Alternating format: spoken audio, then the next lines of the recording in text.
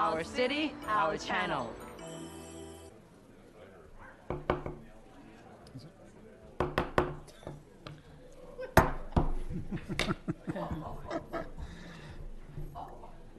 Morning, everyone. Today is Tuesday, February 26, 2019. This is a regular meeting of the Los Angeles Board of Police Commissioners. Madam Secretary, please call the roll. Good morning. Let the record reflect Commissioners Sobroff, Bonner, and Goldsmith are present, and we have a quorum. Okay. As we start, there's a, this is Girl Scout Cookie Week, month, year, life, and some of the Girl Scouts are being mentored by some of our officers, and we thought, Heidi, will you want to introduce some of the folks and talk a little bit, just for a second, about the program, what you did and where you did it? Welcome, everybody. Thank you, Commissioner. Thank you, Chief of Police, and everybody here. I'd like to introduce to you our Girl Scout troop leaders from the Newton area CSP and also from 77th CSP. Southeast is sadly not here, but they're here in spirit. We are so thankful for this program because it's truly what community outreach is in CSP. We have Girl Scout troops led by the community and led with the officers, or led by the officers with them together, just instilling confidence, courage in these young ladies. So I'd like to introduce them. They can go ahead, ma'am.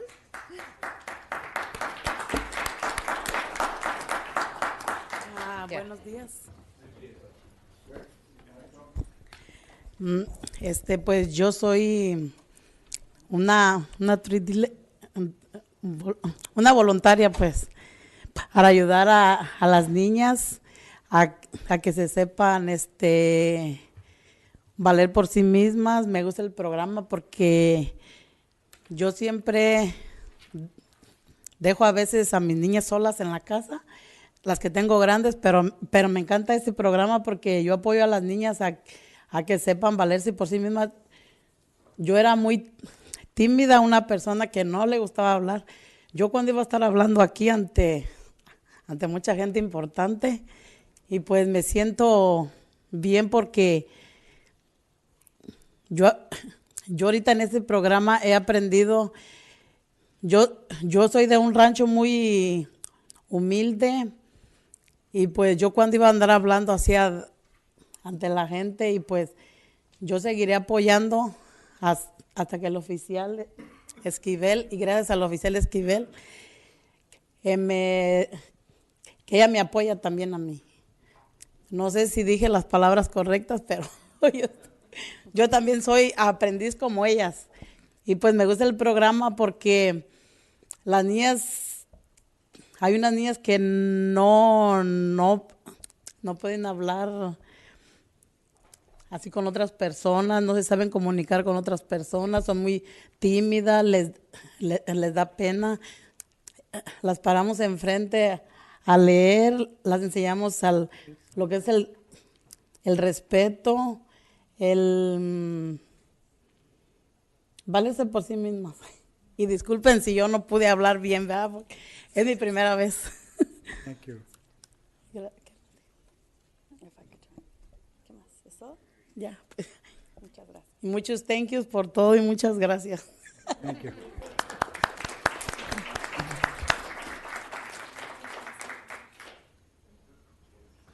Just to sum up a little bit about what she said, one main important goal for her working with her daughter and the Girl Scouts within the community is helping them have self-value, build confidence, and also giving her the opportunity. She said one thing she mentioned was she leaves her older daughters at home, and something we've talked about before, and it gives her the opportunity to work with her younger daughter on a one-on-one basis.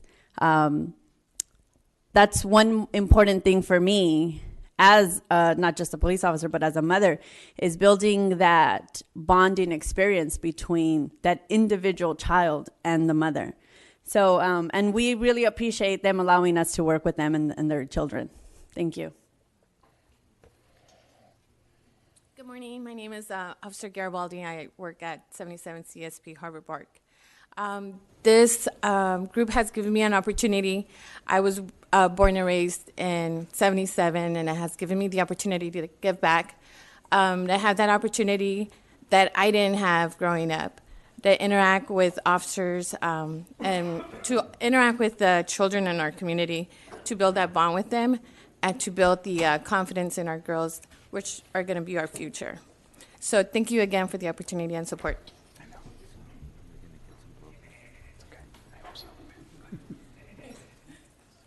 Good morning. My name is Officer Del Rick. I'm also assigned to Community Safety Partnership at 77 Division. My partner, Officer Garibaldi, she just spoke.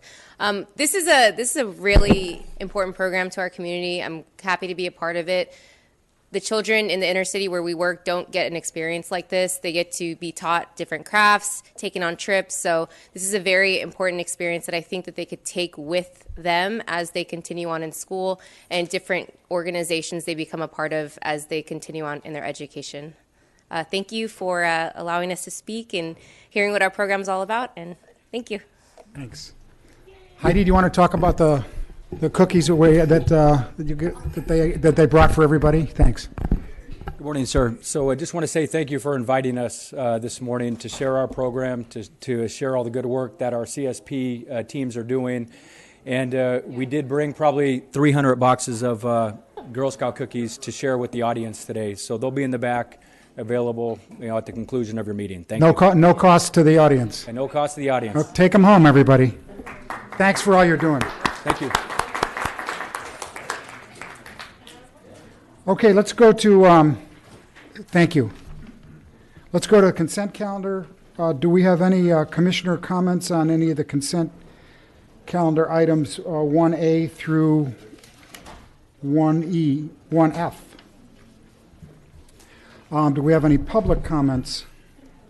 We have comments on A and B. Is A, that B, and E. A, B, and E. Okay, so let's have a motion for approval of 1C, 1D, and 1F. Second, all in favor? Aye. Anyone opposed? Okay, so let's go to item number 1A. We have, I think, do you have 4? We have 4, sir. Okay. We have Jonathan Foster, Michael Novick, Mr. Herman, and the Red Chief.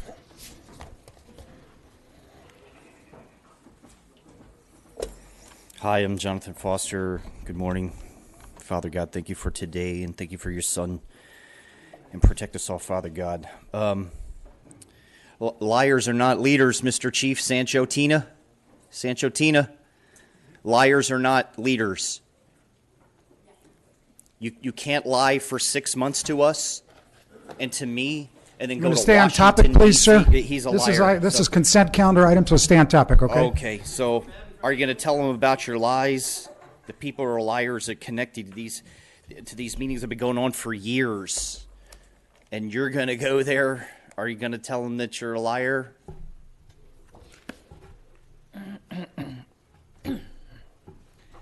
I'm not blinking. They've been doing this for a long time. They've been still shooting people. They've been doing this meeting for what, at least 10 years, 20 years, 30 years? They're still shooting people. Okay, next speaker, please.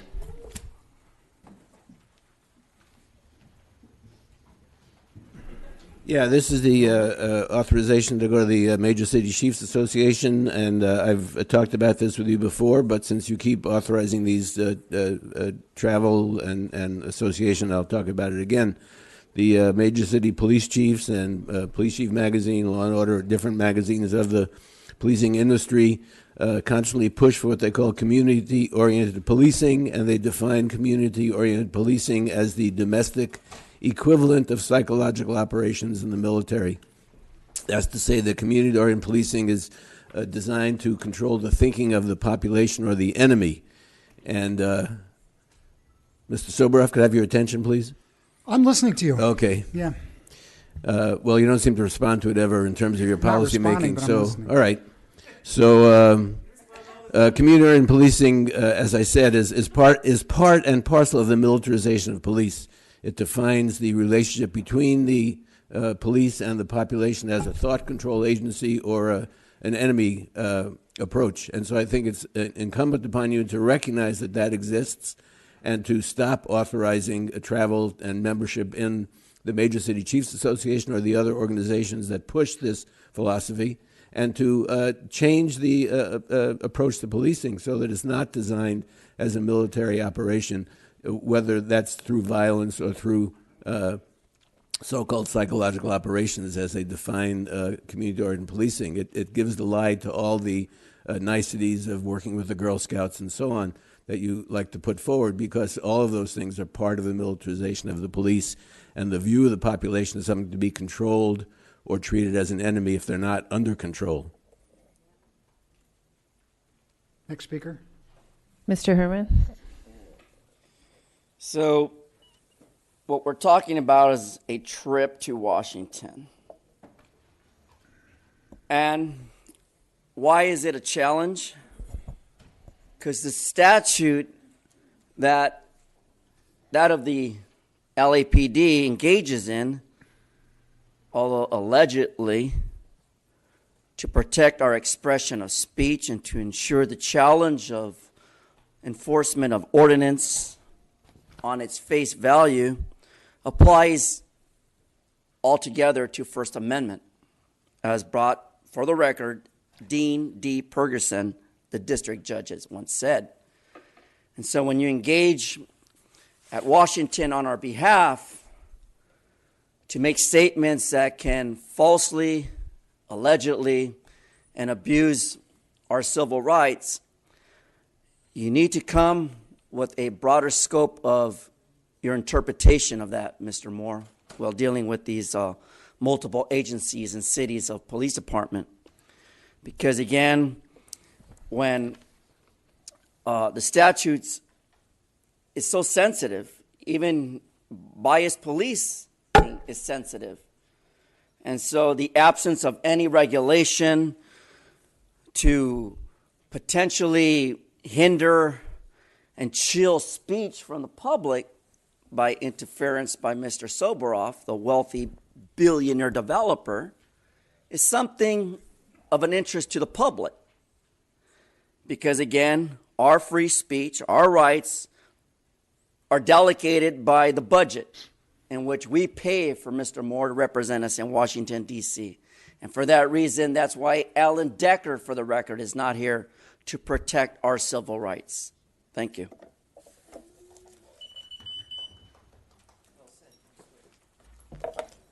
Good morning, Red Chief Hunt. I encourage more education by the chief traveling. I hope in return that he comes back with a lot more that he can offer the African American community. So I approve of the trip. I says I'm giving Chief Moore 1 year to prove himself and things like that. So I mean, you're still on probation with me. I want to see what you're going to do in a year. And I hope that this trip enhances the community and community support. Thank you to Red Chief Hunt. And we have no other comment cards on this item. Okay. We have a motion for approval of item number 1A, consent calendar. Second, all in favor? Anyone opposed? Okay, 3-0. We'll go to item number 1B. We have one comment, I think. We have two now. Two? We have Minister Victoria Hare and Mr. Herman. Good morning. Good morning. Good morning, Commissioners. I think that, I'm Minister Victoria Hare. I'm the founder of the Skid Row Tenants Union. We have no affiliation with any other organization on Skid Row, and we like it like that. I think we've gotten away from what the Bible says about homosexuality. It seems when we're working out in the community, there are a lot of complaints that people who are LGBT and LGBTQ are receiving preferential treatment when it comes to policing. And here Let's we let the go speaker dealing speak. with the idiots again. Yeah. And that's why you're being sued. So I would be quiet for once. So what I would like, to see happen is that policing regarding LGBTQ individuals be taken a look at. I have gay friends. I say the same things to them. So this is no different. But we're seeing that police officers, even officers who are sergeants, lieutenants, if you're going to weigh heterosexual, against non-heterosexual, if you're there seems to be better treatment for the LGBT community. So I would like for that to be looked at. Thank you. Next speaker, please. Mr. Herman.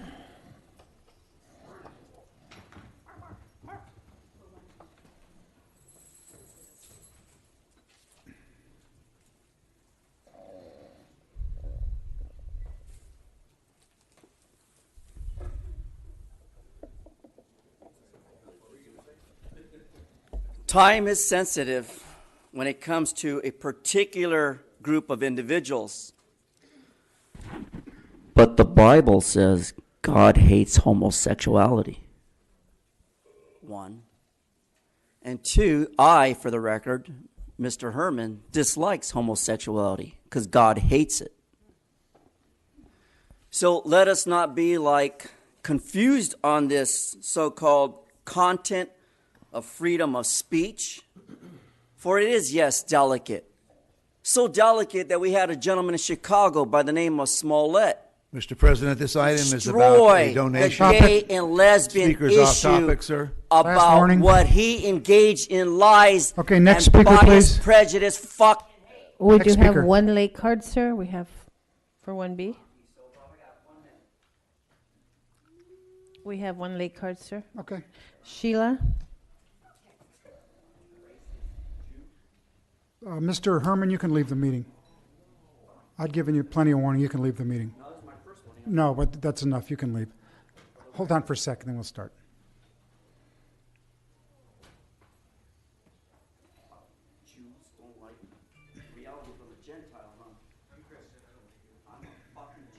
You can take some cookies, too, on your way out, too.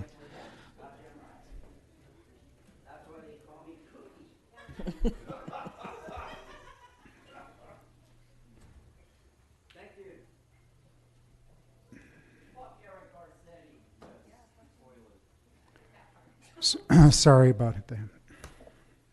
Okay. So I would like to first remind people that there's a separation between church and state, so it doesn't matter what the Bible says about the lesbian gay community. I just need to correct the narrative. Please let her speak. And also, let's remember, too, that I think it's pretty ironic that you're accepting money from a gay and lesbian alliance when y'all oppress and perpetrate violence against the gay and the LGBT community. I find that highly ironic and pretty darn hypocritical. So if you're going to take money from a community and from an organization, you better support their needs, and you better not perpetrate violence against them when you do it. So let's remember that. So when you accept this money, remember that you're accepting responsibility that you already had to keep a community safe, and that you need to ensure that your officers do not target members of the LGBT community simply for their identity, that, by the way, is not chosen. It's how they are born. So let's remember that you need to respect them and that you need to treat them with dignity and not perpetrate violence against them and target them. And I hold you responsible for that as you accept this monetary donation from them. And I expect this not to later on become a line item on your budget that you expect that money to just be given to you later. That's all I have to say about that. We have no other cards for this item. Motion for approval of item number 1B. Second, all in favor? Aye. Anyone opposed? 3-0. The last one where there was a public comment was 1E. 1E, okay. And we have Mr. Spindler and Mr. Herman, but Mr. Herman's not here.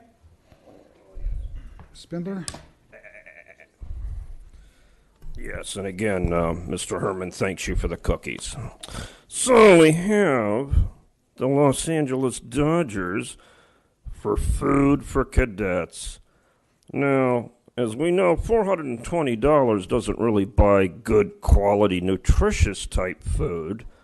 We need to up this budget significantly. Have you seen the cost of a fucking hot dog at Dodger Stadium? How can you possibly feed 100 kids with 420 lousy fucking dollars in this day and age? Oh, yeah, that phone call, I'll take that in a minute. Thank you. So we have this Dodger organization giving little tiny drops of money, but when you add it up for the whole year, it is a substantial payoff to the city of Los Angeles, isn't it, Commissioner? And the reason it is because it's called money laundering. And that's what you're doing with the LLC, rather than just one big fucking fat check at the end of the year. Because we know you get all that free police service up there at Chavez Ravine, also known as El Chavo. Yes. So we know that the Dodgers get 9-1. Every dollar that they give you in this nonprofit shit, they get $9 of free services from the police department, plus tax write-offs for the donors. And that's called money laundering. So the reason why we have to oppose item E is because the FBI has their top money laundering agent in Los Angeles. His name is David Grove Nance. And the commissioner on the left over here knows full well who that guy is. So please don't accept any more of these donations, and especially not signing Machado. Fuck the Dodgers for not signing that guy. Next speaker, please. We have no other speaker on this. Motion for approval of item number 1E. Second? All those in favor? Anyone opposed? Okay, 3-0. Let's go to item number 2, regular agenda items. Mr. President, just Yes, for sir. information, the department has requested that item 2B as in boy be continued to next week. The advocate community is not able to be here today. They have a conflict and they would like to be here, and that's a request from the department through that. Okay. We'll so that will begin. be continued next week. Okay, thank you. So we'll hold 2B. We'll begin with item 2A, the department's verbal presentation regarding to the status of mentoring program. Morning. Good morning. Welcome.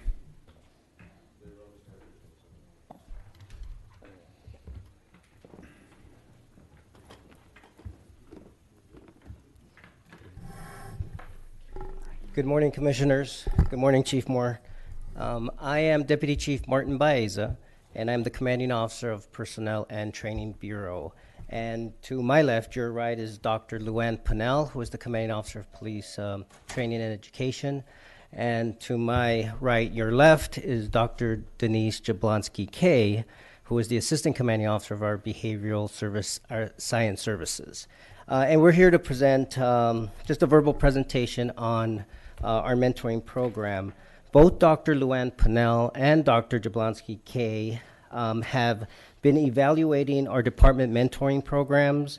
They also reviewed mentoring models both in the academic and private sectors, and they researched best practices in implementing mentoring programs in order to move our own mentoring program forward. They identified 6 key initiatives as a framework for our LAPD mentoring programs. Okay. Well, thank you. So within that research, what we looked at is hearing from we did focus groups, we heard from our officers and civilians as well, and looked at where we had gaps. But certainly within the last several years, we wanted to look at, I think last time we were here, we identified that there were 34 names on a list on a website. But certainly utilizing and supporting those 34 people, we recognized that they had names up there, but there wasn't essentially a program designed around it. So in our research, we looked at what other agencies are doing. We looked at our current resources to look at how we could amplify that, and then also look at how we could use technology better to get some of the information out to develop our employees. So to start off, I'm going to let you take the first couple items, and I'll take the next.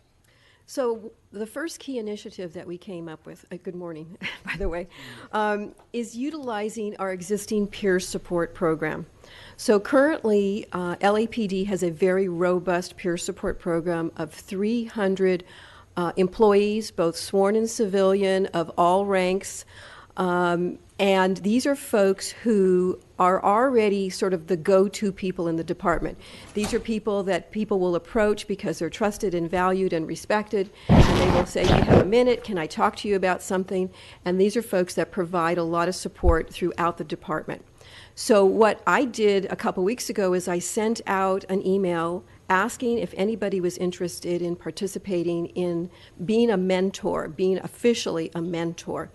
And the response from our peer support program was overwhelming. I could not even respond quick enough to all the people that said, yes, I want to do this. They saw the need. They've been doing it informally, but there hasn't really been a formal structure. And they were really looking forward to the possibility of something more formal. We know that informal mentoring is very effective, but we also know that formal mentoring exceeds that and is much more effective. And so that's what we're striving for in terms of our program.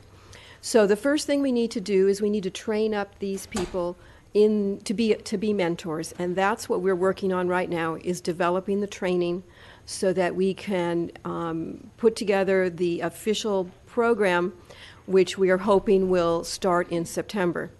Using our existing peer support program will also allow us to better track the usage of mentoring, because our peer support program already has an inherent tracking program where we ask our people to respond on a monthly basis about the number of contacts and the topics that they talk to people about. So this is our way that we can actually monitor the effectiveness of peer support. Farther down the line, it might be possible to be able to acquire some software for monitoring the effectiveness of mentoring as well. So that's the first initiative, using our existing peer support program. The second initiative is to use an existing program through Behavioral Science Services, which is our executive coaching program. Currently, we offer this executive coaching to lieutenants and above, anybody who volunteers to participate in this. It involves some assessment measures, as well as reviewing those assessment measures, giving folks information about emotional intelligence, their strengths, their areas that are more challenging for them, some personal awareness, some leadership characteristics, professional development. What we'd like to do is expand this to include all employees, not just lieutenants and above, so that anybody who wants to promote, professionally develop leadership, because leadership starts at any level that you're working at. There are always leadership opportunities available. And so we have found some funding so that we could pay for the assessment measures, because there is a cost. We have the psychologist at Behavioral Science Services who can do the assessments and do the meetings and basically expand the existing executive coaching program. Great. Okay, back to me. One thing I just wanted to highlight, one of the reasons that we looked at the peer support program is they already get a week-long training where they're taught about active listening and different kinds of being able to respond to the needs of the community or to our employees as they come up. And so that connection already, and having people who have that skill set, because you want to have people supported by the training as well. So that is one of the ways that we're trying to leverage that program. The next item that we were looking at is to develop some podcasts, because when we talked to in our focus groups, we found that people had some of the similar questions. How do I promote? What experiences do I need? How do I do that? So this is kind of teamed up with amplifying and improving our career development website, making it more accessible and making the information that are commonly brought up. How do I get to this course? How do I get to this specialized training or specialized experience? So that'll be the career development website will become reorganized to be a resource there. But the other piece that we're going to do is to create a number of podcasts that, how do I become a new sergeant? How do I become a K-9 officer? And so interviewing people that would be willing to give out that information, but not everyone has access to it. So being able to utilize technology to make that information more available to more people and at their time and availability. So we've had a really great response to that. Our Field Training Services Unit is working on a script right now, and we're working with OO to get a number of experts. And I think, we'll start off with 6 and then just keep adding to that library. And I think that will be a very positive contribution to this as well. Finally, I guess I'm going to turn it. Oh, the other element, supervisory development. One of the things that we look at is not everything is a training need or even a mentoring need, but that certain experiences help people in their next promotional level. So one of the things that we did is piloted with an upcoming lieutenant a kind of experiential checklist, if you will. And I think what we called it was the Career Enhancement Checklist for Lieutenants. So a list of various kind of experiences that would help someone as they promote. So being able to go to CompStat or sit with a detective preparing for CompStat and some of the things, being able to shadow. And so somebody with admin experience might need more operations experiences, and somebody else with operations experience might need more admin experiences. So we're trying to put together a framework so that supervisors can help tailor what are the experiences that people need for the next level. So we've piloted one program. We're coming up with that framework for lieutenants, and then we can use that as a baseline for how to develop other promotional opportunities as well. I just wanted to add that a lot of those kinds of experiences people were getting on an informal basis. But it was, people who maybe were bold enough to ask for this kind of loan or that kind of experience or assign me to this project. Having sort of this checklist will sort of eliminate the idea that you have to know somebody who can help you move through your career. This will make it a little bit more equitable and fair for people to get the kind of experiences so that they can move on and have things to talk about when they have orals and they need to sort of sell themselves and show that they have experiences that make them a valuable employee. So the last point, Commissioners, is really a reboot. Recognizing that we look at this and we have existing programs, I did have the privilege about a year ago to work with the employee organizations, and we called it the Employee Development Task Force. My interest is in, as part of this framework, is to get that started again in partnership with the employee organizations, from the Protective League to the Oscar Joe Bryant to the Asian Pacific Islanders and all the employee. And we would meet on a regular basis in order to discuss recommendations and some of the programs that they themselves are championing. So what we are in the process of doing, and since I'm now at the position I am currently in, is really to reestablish that employee development task force with the 2019 objectives, some of the recommendations, and revive some of the recommendations that they had in regards to looking at opportunities for our folks in limited tour assignments, in hosting career and job fairs and mixers so that people have an opportunity. Dr. Jablonski-Kay had mentioned it, not everybody has a relationship with command staff where they know who they are. They have the opportunity to ask, and we want to create those opportunities to also have the employees feel comfortable enough to come up to a captain or a commander, a chief, and say, could I have 30 minutes of your time so that we can do this. So we thought that was important to regenerate the Employee Development Task Force.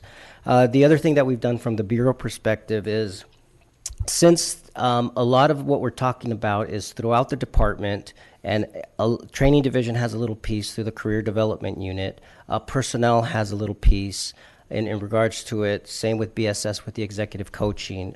So what we've established that the Bureau is an employee development coordinator, who can be the one-stop shop in order to be able to put their arms around, the programs that we have and continue to have them move forward. One of the problems or challenges, I should say, that we encountered in trying to do this about a year ago was there was not one point of contact that was making sure that this was moving. There was a lot of moving pieces, but not that one coordinated effort, and that's what we just recently did at the end of last year. And the other portion of this that I do want to mention, I think is worth mentioning, is also our civilian mentoring piece also. We're also looking at not only mentoring our sworn personnel, but we're also looking at mentoring our civilian personnel. And working with the personnel department, we've reinstituted a new employee orientation program. And I'm happy to say that and in March, we're going to launch a pilot civilian supervisor school in order to continue to mentor our civilians as well as our sworn. That is the 6 points that we are looking at in the framework of moving the mentorship program forward. And now we're available for any questions that you may have. Okay. Commissioner Goldsmith? Questions, comments? Yes, please. Yeah, so number of questions. First of all, can you comment briefly on just broadly the overarching goals of the program? Is it primarily around career development, or is it also around personal development and personal issues? I can touch on it, but I'd like Go ahead. my partners here to also weigh in on it. Actually, I think it's both.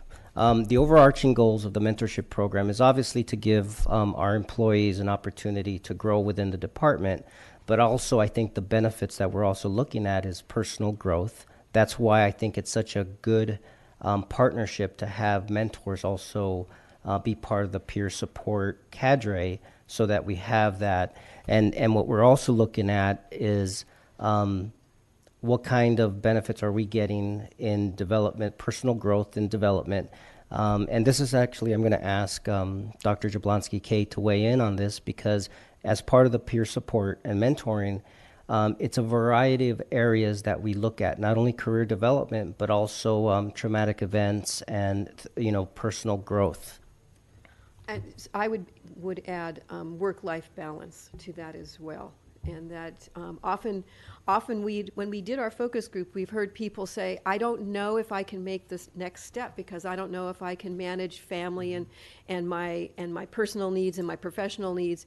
But talking to somebody who has been there, done that, has been able to make that kind of transition is often very helpful. And that person can also be that kind of peer support that say, if you start to have some difficulty, if you struggle, come and talk to me. I can help you work it through.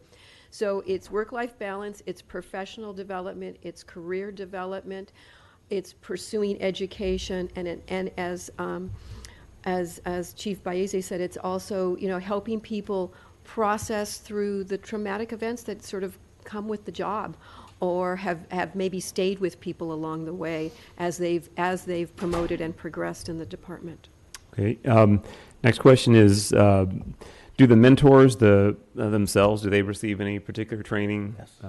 They are going to get 8 additional hours on top of the 40 hours of being a peer support member. So we have a 40-hour peer support school right now. We're going to take the people who volunteered to be mentors. We're giving them 8 hours of mentorship training. How to establish a mentor relationship? What are the boundaries of those relationships? How do you goal set? How do you monitor?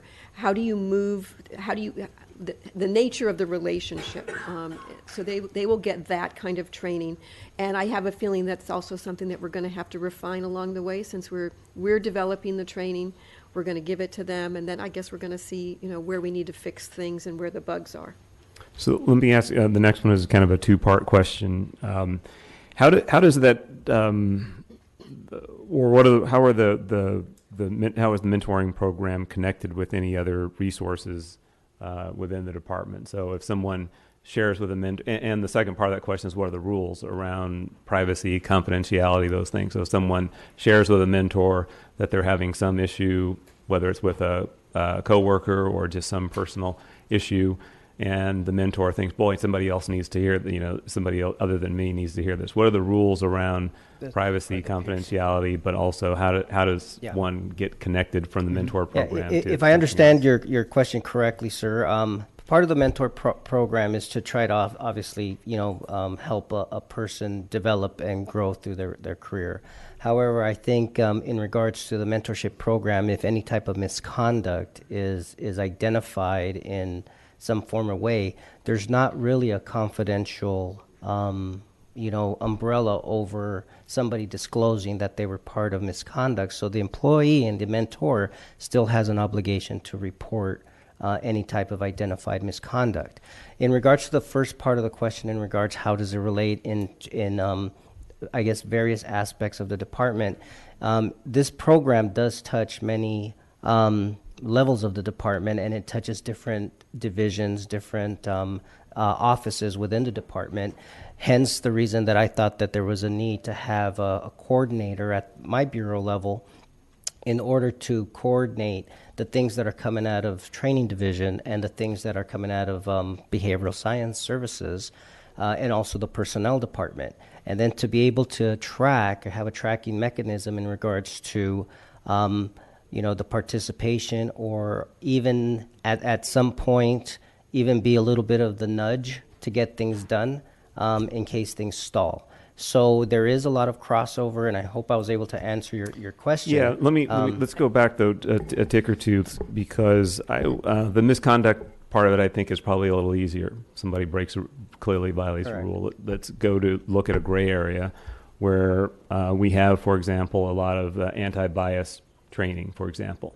And somebody confides in a mentor, boy, you know what, I'm getting all this training, but I really just can't deal with green people or whatever. Now, they're not necessarily saying I've violated a rule. They're just saying I've got an issue with some people that I interact with. At what point does the mentor have an obligation to say to someone, hey, this person's got a problem with green people and you may need to watch what they're doing? Or are they bound by some other form of confidentiality that you might see with a mental health provider or something? In the actual mentor program, there are no boundaries in regards to that. They're bound to any type of peer, like for instance, if they were only talking to a peer counselor, those rules are different versus the mentor program. In the mentor program, what we're looking is to develop a person.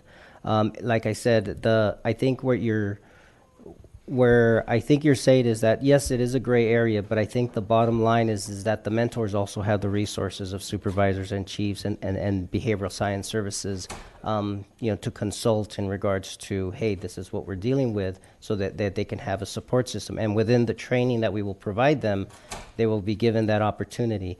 Like you said, the misconduct for us is clear. It's clear cut. If it's something that is very clear cut in misconduct, the expectation is that gets reported and investigated, because it's not a program that is designed to be a counseling session, and we're not bound by the same rules as, let's say, they're talking to a psychologist about personal issues. In this training, we're also... Let me stop right there for a second. So that's kind of what I'm asking is, where is that line when, again, I'm putting the misconduct aside for a minute, that I'm saying, where is that line when a mentor becomes aware of information that might need to be referred or looked at by someone else, whether it's a supervisor, mental health, what have you? What is the mentor trained to do with that kind of information? Are they trained to respect the confidentiality of the mentor-mentee relationship and just listen and provide informal feedback and go from there? Or is there some point at which there's an obligation or an expectation that someone else will be made aware of as a potential issue? So there's a couple things that are still in development here, and the City of Los Angeles, the Personnel Department, just recently put out a whole manual for all departments across the city to develop mentoring programs. And so they have some number of guidelines. So we're still going through all those guidelines. So I think to get a really definitive answer for you, we want to make sure that we are in concert with the city guidelines that are provided. And so probably when we come back, that'll be a part of the training. Certainly we need to have that clarified and clear for the mentors, the mentees, that they understand where the guidelines are. But I think we haven't got all the papers together, the applications, and all the kind of support piece of this is a challenge, because we're doing this all on existing resources. Got it. Last question is, how early and how late does it go? In other words, someone right out of the academy can participate, somebody's with bars and stars participate? I mean, Yes. how early can it start and how late can it go? Yes, Commissioner. The answer to that, the simple answer is yes. We would like this to be from day one. from day one, as early as the mentee would like to participate, to as late as in the proposed 6 points, we also identified captains being mentored. So yes, it's from day one to the very last day in regards to the program. So that is the vision, that everybody has an opportunity to have access to being mentored or participating as a mentee. And so I hope that answers your question. Yep, thank you. Any other questions? Do we have any public comments on item number 2A? Yes, sir. We have 5 comment cards. We have the Red Chief, Mr. Spindler, Melina Abdullah, Michael Novick, and Adam Smith.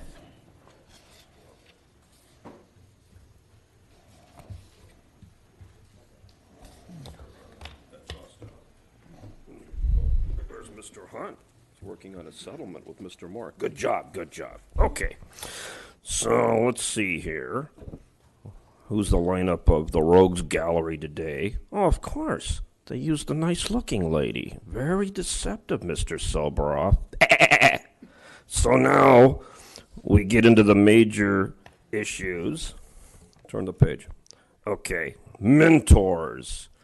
Mentors have to be usually men or women of great caliber, of professionalism, and candor and respect. So they have to pass a background check usually. And also, they have to be people that are capable of doing things that are incapable. Yes. So there's 2 kinds of mentors. There's the kind, for example, like Commissioner Dale Bonner. Now, you can trust your children with Dale Bonner. Dale Bonner's not going to do anything bad. But then you get other people that you trust your children to. And we teach them, well, their mentors teach them certain things, don't they? Certain sleazy things and other kinds of things that turn the mentored into the oppressor. So what we want to do is have good mentors teaching good things. For example, like on a recent video that Mr. Spindler saw, when a suspect's in custody and he has his hands behind his head, don't have another officer clock up a rifle and aim it at his head. Because if he were to slip or somebody makes a noise and goes, gun, then the suspect gets shot in the fucking head. So again, that's the kind of thing we want to do. Let's not have any more assassination attempts on public speakers. Let's all get along and let's enjoy the free. Michael Novick.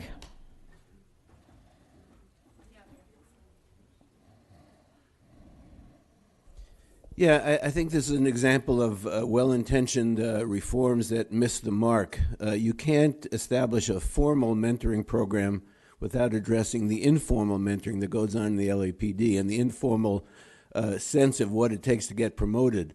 So if the mayor and the police commission pick a killer cop as police chief, or if someone like Jeff Nolte rises up in the ranks to become a commander and in charge of Force Investigation Division, who's a multiple shooter and including fatal shootings, then that sends a message that the way to rise in the ranks is not by being green, but by being blooded. And so I think you can't have a mentoring program unless you disrupt the informal mentoring that goes on, in which the green police officers are trained up to understand that to rise in the ranks of the LAPD, it takes a certain kind of policing that we don't want to have in this city. So I know that you always object when we disrupt your meetings, but you can't have change without disruption. And if you're not conscious of the fact that there is an informal mentoring process inside the LAPD that teaches cops to be cops in a certain way that you don't want, then you have to disrupt that process of unofficial mentoring to have anything else but the kind of policing we currently have, which is murderous. Melina Abdullah.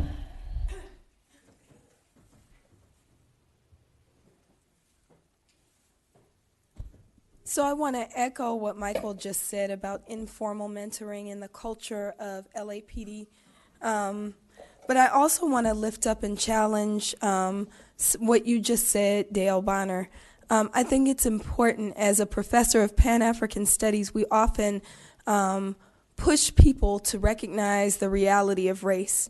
So this idea of green people is hugely problematic, right? This idea that racial bias is something that's just conceptual, and racism and oppression is just something that's conceptual and hypothetical is problematic. We need to recognize what LAPD actually engages in, which is real racial bias, real race-based oppression, and real anti-blackness. So I think that it's okay to say, if an officer says they have a problem with black people, then what do? We can't shy away and try and make people feel comfortable by using hypothetical terms or hypothetical ideas like green people. We have to recognize that in LAPD, we see anti-blackness reflected in the murder rates of black people at the hands of police.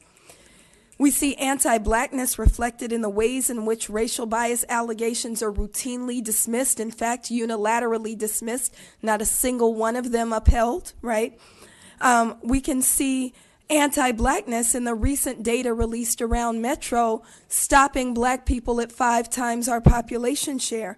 So we have to be willing to confront the realities of race and racism within the department, and that's part of disrupting the culture of LAPD and using anything we can to undo the racism that's embedded in this department. So I hope that you'll take that to heart and stop avoiding really important conversations. Adam Smith. Dr. Melina Abdullah. Good morning. Yeah, Mr. Bonner, I would further ask, you're asking hypotheticals, what, between the relationship of the mentor and the mentee, if the mentor sees this behavior happening, how do they respond? What's problematic behavior for a mentee? I would ask you all, and I would ask you specifically since you brought it up, when you as a police commissioner see problematic behavior, how are you dealing with it? What's your response to that? If you're seeing, this criminalization of black people disguised as green people or whatever, like what are you doing in that relationship? Because that's a hierarchical relationship that you are responsible for. I mean, you can ask hypotheticals to make yourself feel better sitting on the board up there of this mentoring program, but it's not hypothetical to say that you're in the position of a real power dynamic. And so I hope that you ask yourself what you're doing in that relationship. Is that it? And we have no other comment cards on this item? Okay, we're going to go to item number... The Red Chief is back. He was out of the room when you called earlier, I believe. Madam Michael? Speaker. Okay, thank you, sir. Thank you. Okay, 2B is held, correct? Continue to next week, yes, sir. Okay. 2C regarding the search warrant audit, did we have any commissioner questions or requests for presentation on that?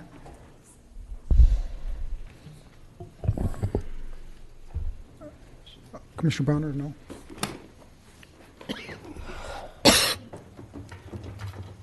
Yeah, my question is am I correct that that there were no recommendations or management actions taken in response to any item mentioned in the audit?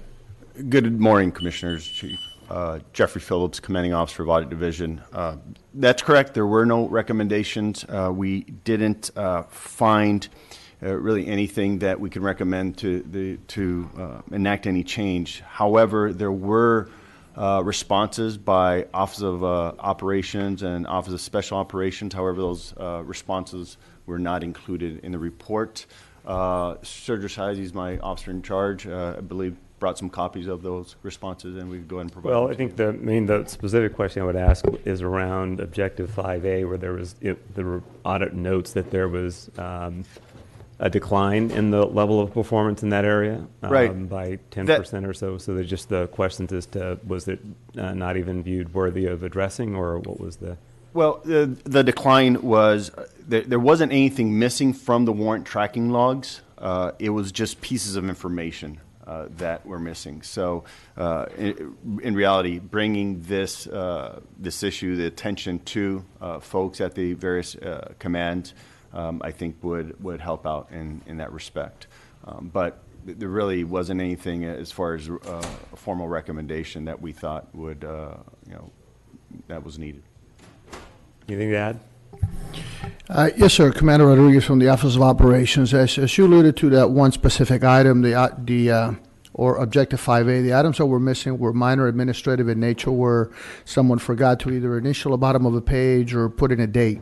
One of the things that we did notice is that there was only one command where we did see a couple of the discrepancy. That was in 77th. And we did take an opportunity to not only address a specific area CO, also the lieutenant that's in charge of the gang unit, to make him aware of some of these minor deficiencies that his supervisors are not taking care of, like crossing a T or dotting an I. In addition to that, we also took the opportunity to make sure that everyone, all the gang units, or not the gang units, but the narcotics units within Office of Operations were aware of some of this missteps that some of these other units were having. So we've addressed it at our weekly direct reports meeting. And I've also had an email, a personal email to the specific lieutenants to make them aware of some of these deficiencies that they need to be looking at to make sure that we get better compliance on these audits. Okay, thank you. Do we have any public comments on item number 2C? We have one. We have Mr. Spindler. It's item number 2C. What is this about, Mr. Goat? Oh, this is about search warrants. Oh, very good. Yes, so when you look into the code, you start with the Fourth Amendment. All puppets shall be free of search and seizure without a warrant by a neutral and detached magistrate. And Mr. Bonner really believes in that. It sounds so wonderful, doesn't it? But what really happens, as you can see by the three people, the other two won't turn their heads because they're very ashamed of this, is that they go to a judge usually after closing time, fill out the papers, have a couple of drinks upstairs, reminisce about the kids, and sign whatever the fuck the prosecutor has on that piece of paper.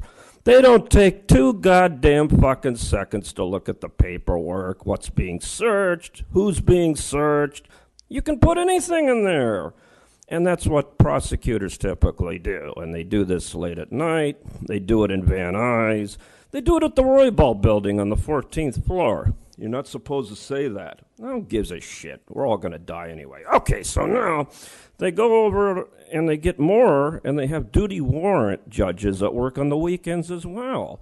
So what you do is you go and you play golf, and you spread the 3 B's: booze, broads, and booty, and then you get some more warrants. Yes, so that's the way we play the warrant game. There is no Fourth Amendment. They can get any search warrant anytime for any goddamn thing, except a special list that the chief has. That list contains VIPs. So if you're on a VIP, they go through a formal warrant request, but the rest of the fucking slobs, like everybody here in this room, except Zobrov, of course, he's on the VIP list, everybody's fucked. Thank you so much. And we do have one late card, sir. Okay. We have Yvonne Michelle Autry. Morning.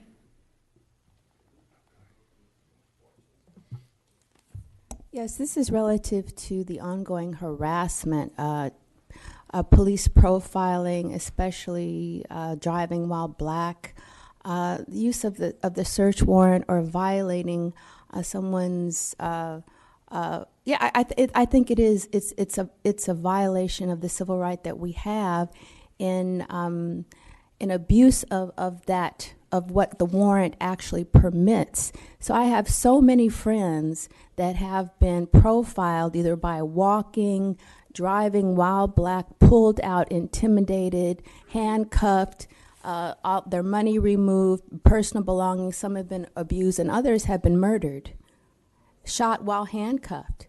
In other states as well, and then falsely accused of assault on the police officer or resisting arrest. So this is ridiculous. And just over the weekend, or just yesterday, I was looking at videos of the numerous murders of especially black men, which we all know about. This is why we're here. Okay, we have most recently the false accusation of General Jeff. I think he's in his third court or false accusation. We have Sister Professor Melina Abdullah.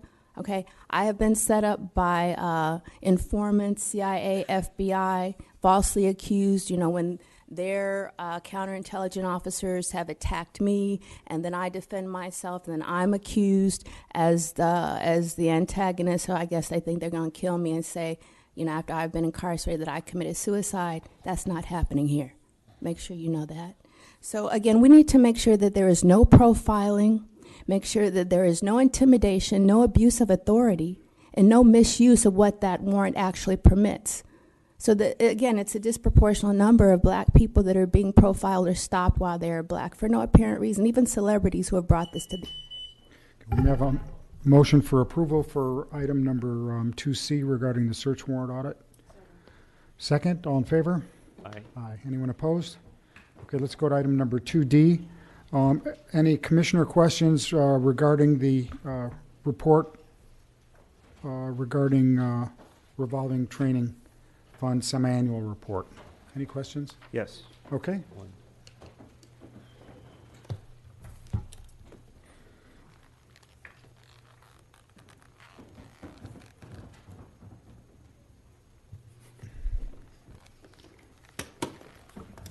Hello, Morning. sir. Howard Leslie, Commanding Officer, Training Group. How are you today? Morning, sir. Next to me is Donna Belosas. She is actually the officer in charge of the revolving training fund, and her assistant Juan. Any questions, sir? Yeah, just my question relates to both what's referenced as the civilian and the sworn discretionary funds. Can you just explain what those are about and give some examples of what they cover? Go ahead, Donna. For the sworn discretionary fund and civilian discretionary fund, those are funds that don't fall under any kind of line item. For example, if a clerk typist wanted to take an Excel class, that would fall under a civilian discretionary fund. It doesn't fall any of the other line items, but it is for employee development. Same thing for the sworn discretionary. If there's, for example, a course on background investigation that they felt was important and necessary for them to attend, but couldn't find other funding, that would be under the sworn discretionary for training purposes. And who determines when discretion means that somebody's making a decision, right? And who is that with respect to these two funds? There's a whole process on that, sir. One of the things we did recently is we went through the entire budget line item to see where all the money's being assigned to for the budget, and then what creates the discretionary fund after that. The process goes from the commanding officer of the individual applying to go to You're training. referring to this process? Yeah. Yeah. Okay.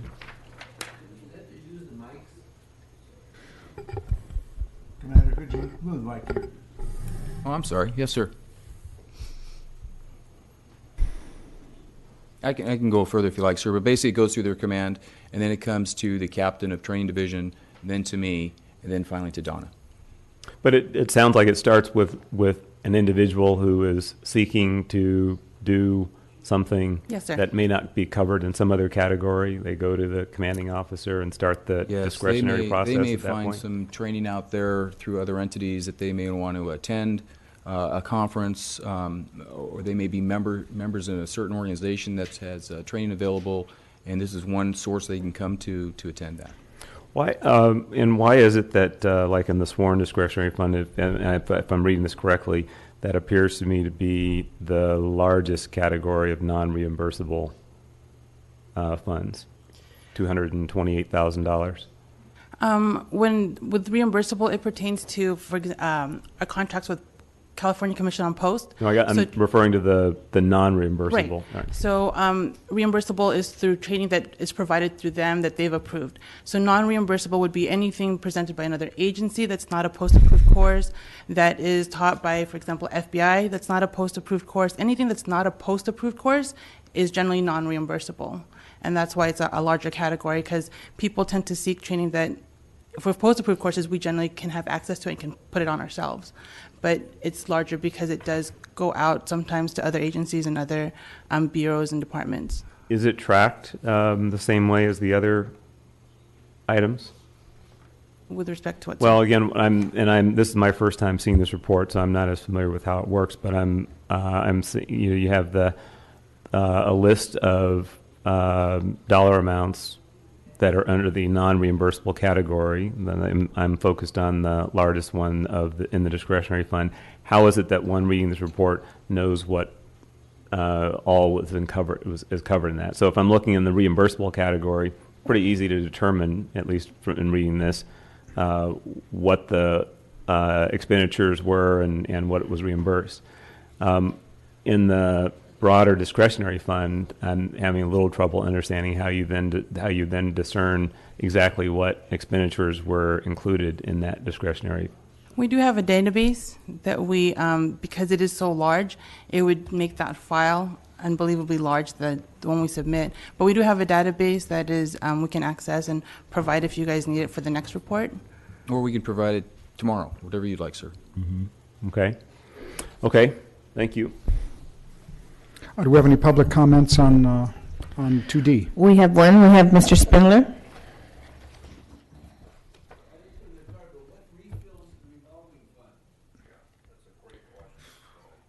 Go ahead.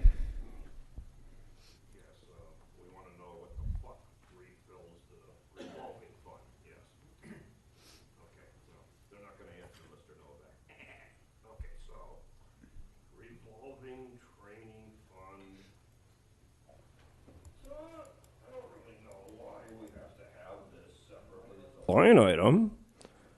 Why? Can't we just put it in the general budget? Yes, and we look at Mr. T-Pang, who says the GOAT has an excellent idea. We should put it as a line item instead of a separate item, because revolving training funds and other revolving funds require too much scrutiny. There's a lot less ability to steal the money. And we want to be able to have discretion for things that are enjoyable and fun in our training, such as going to Las Vegas or Morongo and gambling. That is part of our revolving training, because how are we going to find out about money laundering investigations if we don't go and visit casinos and gamble and observe people taking money and laundering it through casinos, for example, and banks? So this is part of our training. Going to casinos like Morongo and out to Las Vegas are necessary parts of the revolving training fund. So I would ask, as a friendly amendment to this honorable commission, that we up an additional $100,000 for gaming chips, prostitutes, booze, and rooms for Las Vegas and Morongo to enjoy and train our officers in this wonderful program. Because it's all about fighting crime, Of course, nobody's going to enjoy themselves. We're going to be working. We're going to be observing. We have a motion for approval of item number 2D. Second, all in favor? Aye. Aye, 3-0. Let's go to item number 3, report of the chief. Morning, Chief Peters. Good morning, Commissioners. Assistant Chief John Peters filling in for Chief Moore today. Just briefly touch on a couple of events the Chief attended this past week, an African American forum in South LA. The Mayor's prayer breakfast this past Saturday as well. Coffee with a Cop event in North Hollywood. And finally, this Monday, met with a group from the NFL Players Association. They're here for a week-long orientation looking at opportunities with the LAPD at the end of their careers, and acknowledging that the average tenure for an NFL player is about 3 years, highlighting for them many of the opportunities that are here with the Los Angeles Police Department. Also want to acknowledge the Office of Operations, the Special Operations West Bureau, and their successful event, securing the event of the Academy Awards this past Sunday. From a crime standpoint, homicides are down 30%, 28 versus 40 from the year prior. And gang-related homicides are down 52%. Total violent crime is down 11%. That's a reduction of 461 actual crime victims.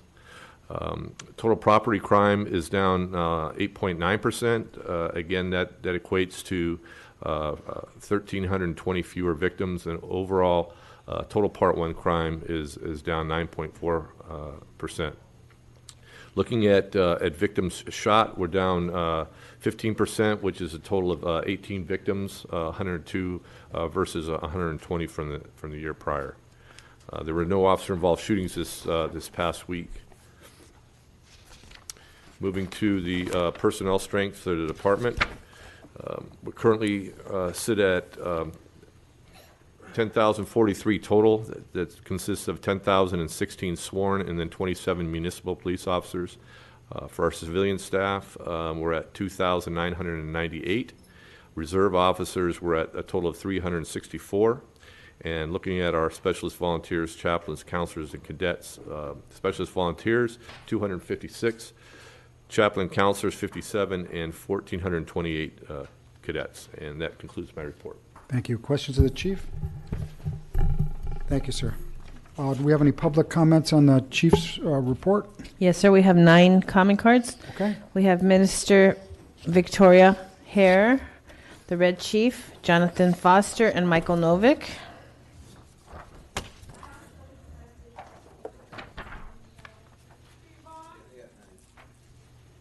If you've turned in a card, she just isn't calling all the cards at once. Go ahead. Commissioners, again, thank you, Mr. Soboroff, for the training, the brief training. It took quite a bit of finagling for me to get here today, and sometimes I don't want to deal with the mess. But I want to start by talking about the Newton Division. When I started my ministry back in 2011, for some reason I always ended up at Newton, so I adopted the Newton Division. And since that time, I've seen a lot of personnel change there. Some officers were horrible, some officers A-OK, some fantastic. And I couldn't come here today, and listen to the presentation about mentoring if I didn't say something about Lieutenant Krumer. Lieutenant Krumer, I don't know what his recipe is, but he is doing a fantastic job with the young officers. The problem is with the detectives. And we are now calling them defective detectives. Some of them are lazy. They're still carrying cases from back in 2016. So my thought is that when you have the great officers like the Officer Leibys, the Thompsons, the Houlihan's, the Guzmans, Matt Castro, these are all good young officers, and they are really contributing to making the community more positive. But we need to get a handle on the detectives. Michael? Yes, the Red Chief Hunt here. Red Chief speaking. Hunt, sir. Yes, I want to talk a little bit about the numbers and what's going on.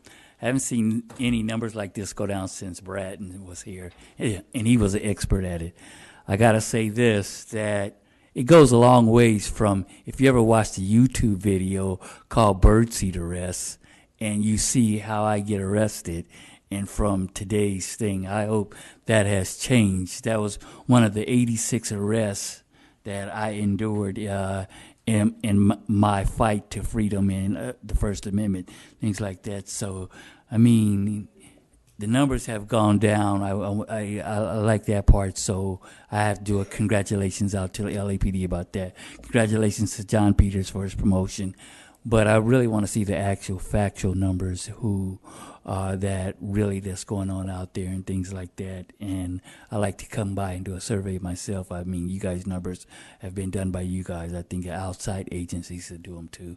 So we can really get the real numbers and interpret what's going on in LAPD. If the numbers are really going down, congratulations. If they're not, then we need to make change. And I want to welcome everybody to Black History Month, to the end of Black History Month. I was part of change in Dean Pregris in court in the Ninth Circuit regarding change from my arrest. So I hope that still continues, and I still hope the numbers go down. The Red Chief Hunt. Thank you, sir. Jonathan Foster.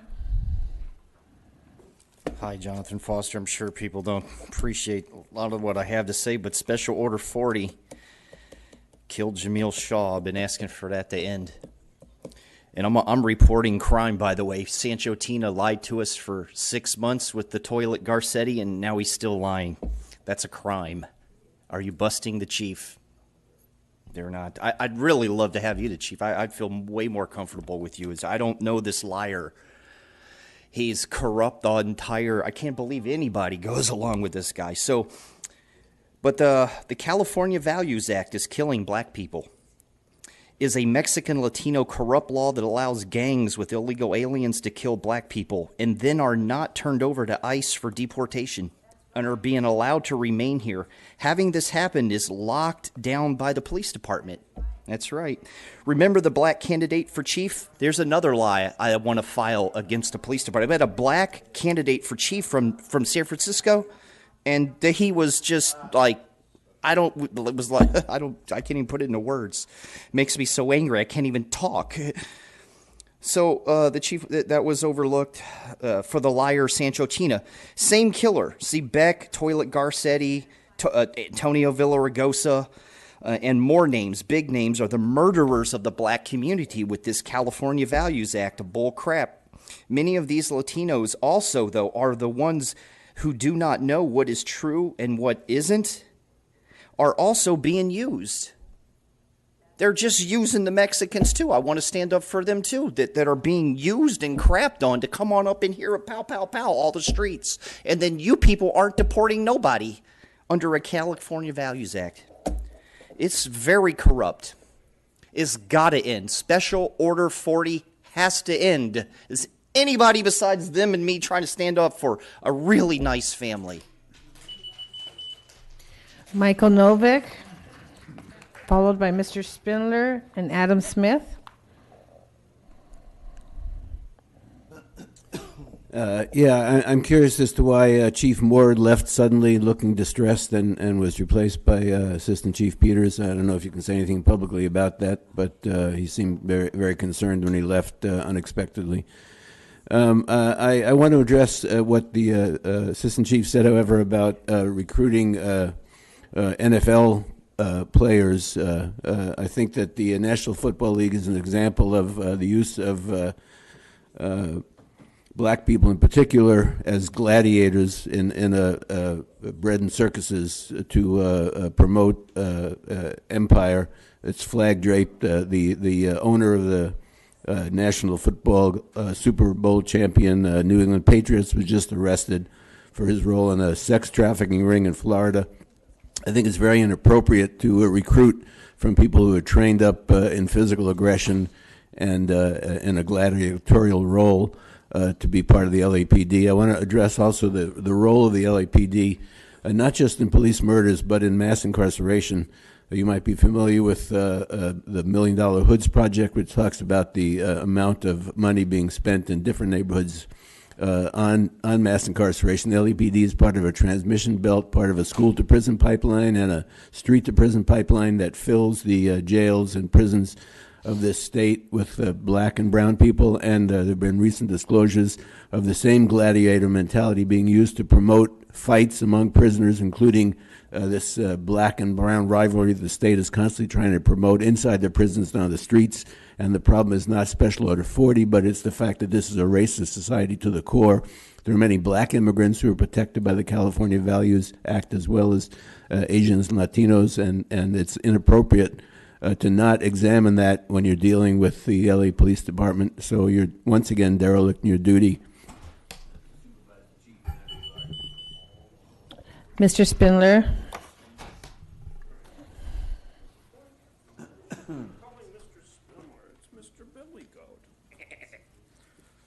Yes, so again, we have the fake police chief. We wanted to see the one. Oh, don't get me wrong. Yeah, I wish you were the real police chief. But that other one, the Morster, a.k.a. moron, had to step out of the room.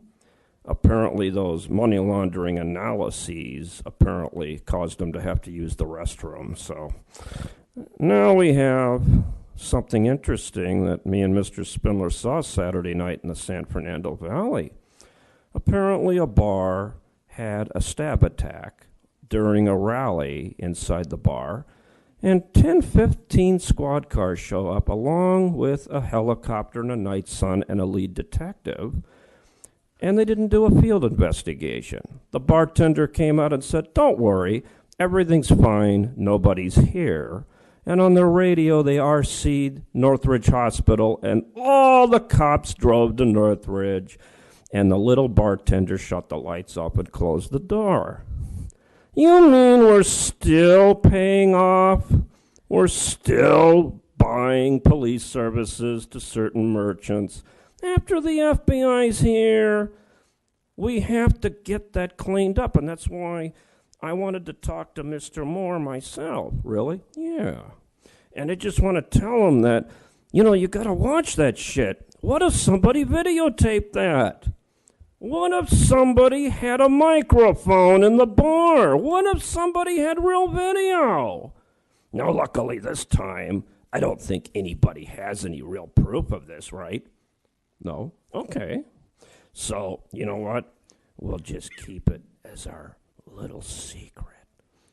And then we'll keep it between me, Mr. Spindler, T-Fang, and Mr. Bonner and the chief. Our little secret. The next four speakers, Adam Smith, Yvonne Michelle Autry, Hamid Khan, Melina Abdullah. Morning again. I know you said there were no police shootings in the last week, which is, welcome news after two the previous week. Michael Novick brought up Jeff Nolte before, and we know that he's on break after apparently crashing his car and abandoning it in January. And we saw that Al Ramos is the interim commander of the Force Investigation Unit. We hear so many reports and presentations up here about, training and how much money the police department steals to give to people for training. And I'm just wondering, Ramos came from Valley Patrol Division, and now he's potentially investigating this murder at the 7th Street Metro Station 2 Thursdays ago of Wilfredo Hernandez. And I'm wondering, for a police department that cares so much about training and, just hours and hours of training every year to make you all the best trained trainees ever trained in the history of training, what's the protocol for pulling someone from patrol division and making them commander of a force investigation unit when they're involved in investigating police shootings? Yvonne Michelle Autry.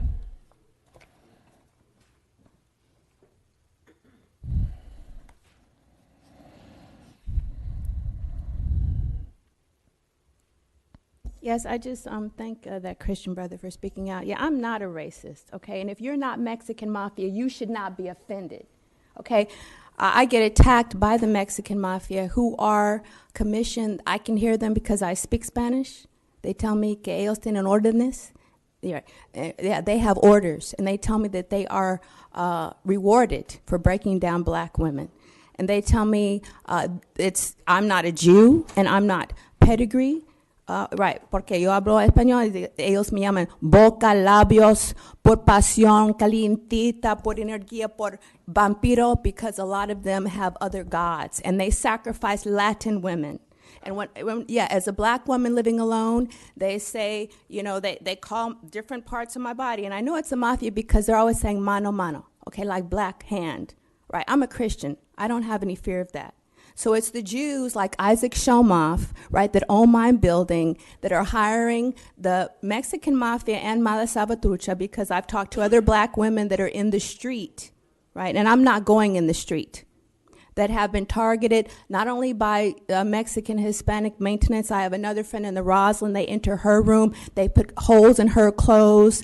They have taken my clothes. My neighbor, I believe, is counterintelligence, or he's paid as a targeted individual to target me. I've said this many times, urinating, masturbating on my door, and they're covering it up saying that I'm the sex goddess and I need servicing and I'm supposed to be the super hot battery charger for these devil worshipers, Illuminati, mafia, and undercover police officers, probably just like those that were complicitous or congratulated the Strawberry murders and the Grim Reaper murders, claiming that those black women were not human. In those reports they said there was no human involved and that those black women were all prostitutes. I'm no prostitute. So these are that. Next speaker, please. The next speaker, Hamid Khan. Out here to exterminate. Mr. Khan. Hamid Khan, followed by Melina Abdullah and Akili.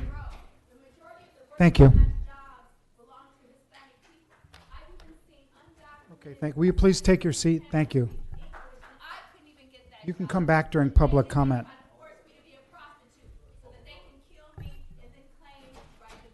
Okay, you can come back in public comment just in a minute. Thank you. Thank you.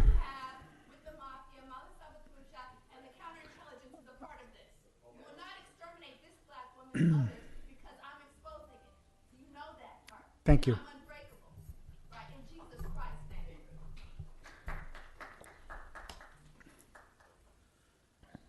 So I want to talk about the ongoing, I would say, incompetency and complete failure of the discovery section, and we continue to have problems. We've spoken to Jeff Burt about this issue as well.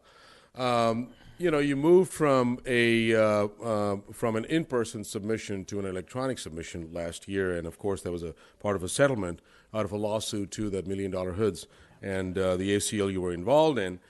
But then, it remains a problem. It remains a problem. I mean, now we've been filing public records. We're actually in the middle of a lawsuit against the LAPD as well, a CIPRA lawsuit, and then the portal, you're supposed to, upload all this documentation in the electronic portal, but now we're being told that we need to create a Dropbox. So through the Dropbox, I can understand, the number of documents and all that. But then what the Dropbox does is completely stops from this to be a public document. So in a sense, there's this difficulty constantly that we are facing with the discovery section, and that needs to be fixed. That needs to be addressed, right? The other piece that I want to lift over here as well is the release of the chronic offender bulletins, because that remains an issue.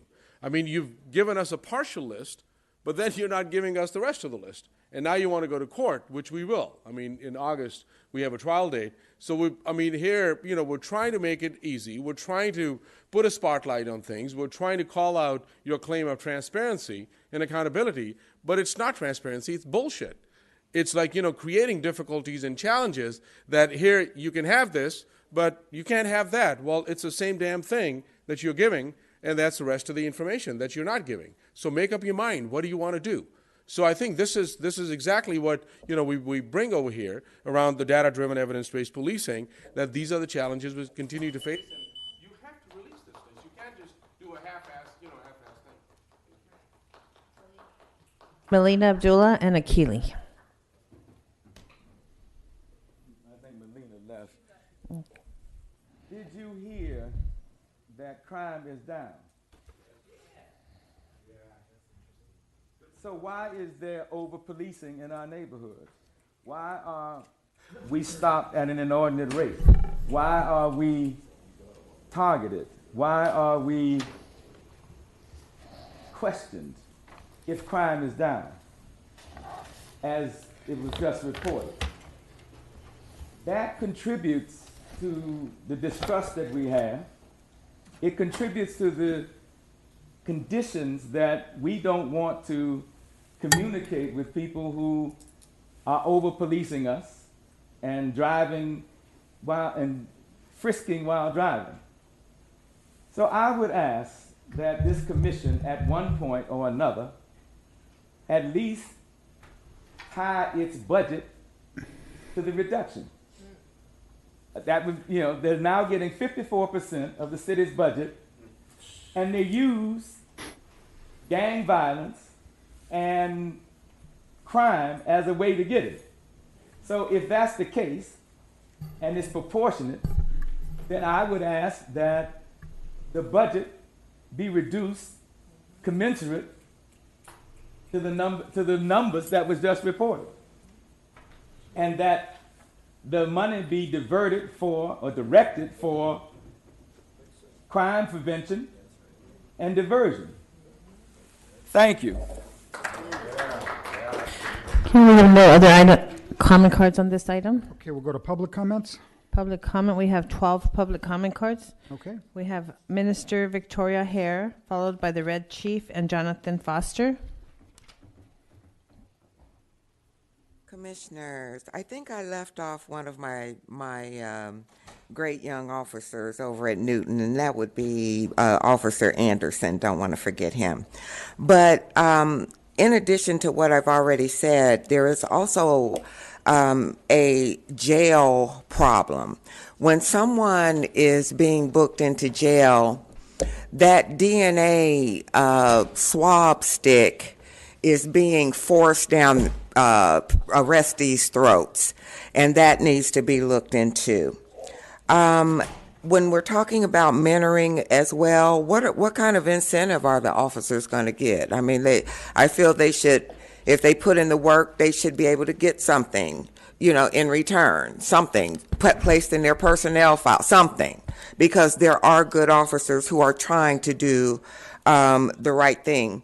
Another thing that SRO Housing Corporation is trying to keep hidden from some of the officers that work both Central and Newton divisions is that at 907 East 7th Street, the location that's called the Rivers Apartments, the second floor of that building is designated to both HIV positive and full-blown AIDS. Some of the officers say that they had been given the information. Some say they had not been. So I'm saying it publicly that that building and two other buildings are housing those type of patients, and the officers need to be careful when they're dealing with them. Also, Chicago has nothing on us regarding the Jussie Smollett case. Thank you. Next speaker, please. Thank you.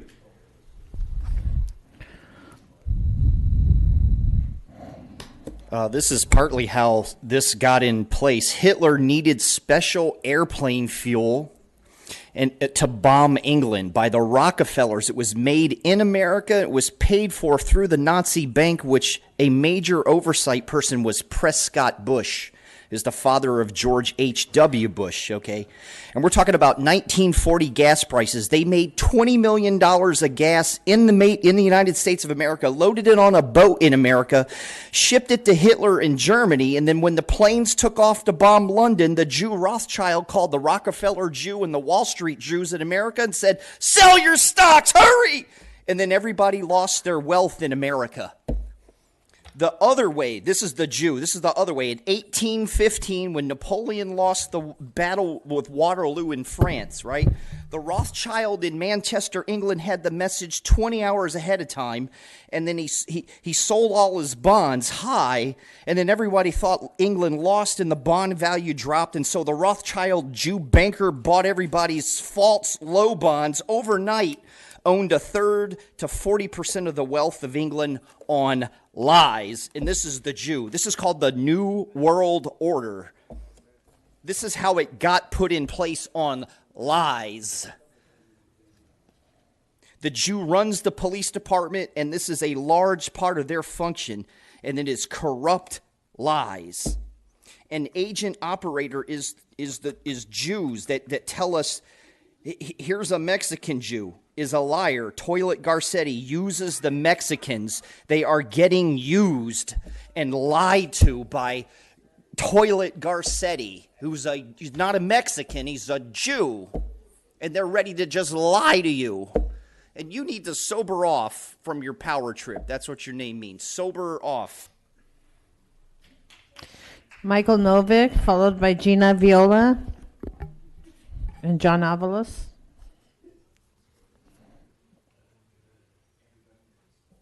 Excuse me. I want to urge the Police Commission once again that these meetings need to be held in the evenings outside of the Police Administration Building in the community, so you can get a more accurate reflection and representation of what the community is thinking and feeling. I'll take exception to the ridiculous comments just made by the prior public speaker, but I think that that kind of sick, conspiratorial, anti-Semitic mentality is fomented by a failure to control and deal with the improper kind of policing that goes on in the city of Los Angeles. So I want to, again, urge the commission to look at the systemic problems with policing and not just at the individual activities of individual officers or the individual training of individual officers. You have to deal with the fact that policing in Los Angeles and around the country is based on upholding a system of white supremacy. Dr. Abdullah earlier talked about anti-blackness, which is a specific and deep form of white supremacy. There's also the question of the theft and continuing genocide that goes on against indigenous people throughout the Americas and here in North America. And I think that you can't deal with the issues you're dealing with unless you face those realities. So you can smirk or you can ignore it, but you can pretend that you're dealing with it by training programs, but you're not. So I think that you're derelict in your duty. All of you should resign. The chief should be dismissed, and we should create something different that actually meets the needs of the people of Los Angeles.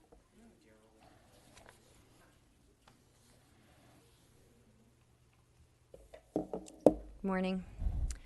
I want to talk about oversight in broad terms. That is what this commission is supposed to be about, correct? So a couple of thoughts I have on that. The police chief should not be sitting with you. He should be sitting before you if you truly are oversight for the LAPD, because this does not appear to be oversight. And it shows in ways with Officer Nolte, whose crashed car was found by the LA Sheriff's Division. LAPD immediately took jurisdiction from the sheriffs on that, so that you are once again investigating yourselves. How does that work? You had an opportunity for another agency to be able to review something, but instead you took it in-house. And I feel like that's what happens with this commission as well. It's just a rubber stamp for the LAPD and all that it does. So I'm going to request again about SB 1421, the law that was just passed at the beginning of this year. I'm urging you to start complying with that. There are at least 4 other agencies now in the state that are complying with that. LAPD needs to get on board and lead the way. You have led the way in being the most murderous police department in the state, so now you need to lead the way out of that. And you need to start complying with those requests. We're being told it's a financial matter. There are ways around that as well. I've offered my own services to help accommodate that, but you also have a lot of civilian personnel who can handle that as well. Mr. Soboroff, your disdain for this part of the process it's just so clear how you feel about us and this part of things. And I really feel like it prevents you from being effective in any way, shape, or form on this board. And I just see that this board cannot be efficient or do any kind of oversight with you on it. Next speaker, Mr. Avalos.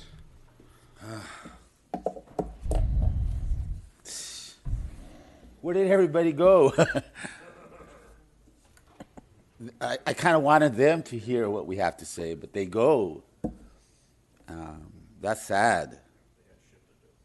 Maybe our comments should come at the beginning. No, but they did that at the South Pasadena City Council the other day. They had us come in and talk about the death of Vanessa Marquez. And then once we were all gone, they had this wonderful meeting with all this galore and hoopla. It's crazy. You need to please have your meetings at night somewhere else in the community. The Jesse Romero trial, I've been wanting to tell you that I attended the Jesse Romero trial. You all didn't do anything about it, so then his family had to get a lawyer and go to trial. What are you guys for if you're forcing people to go to trial when the little Chicano kids get killed and black kids? This is crazy, weird. The Jesse Romero trial, the officer that killed him covered the camera so that the camera will not see that the little boy was like that. And then the jury, all they have to hear is that he was a gang member. Yeah, killed him. He deserved to die. He was a gang member. And you guys use the word gang all the time. Every time you say the word gangs at these meetings, I'm going to go, that's going to be me, all right? One more thing, regarding what my friend Gina was saying, you need to lead the way on that SB, the right to know law. You need to lead the way. The invisible Chicana commissioner, you need to write a letter in the LA Times. You need to put letters and put things out saying we demand that this law be, that the police stop avoiding this law. The next three speakers, Jacqueline Richardson, Adam Smith, Mr. Spindler.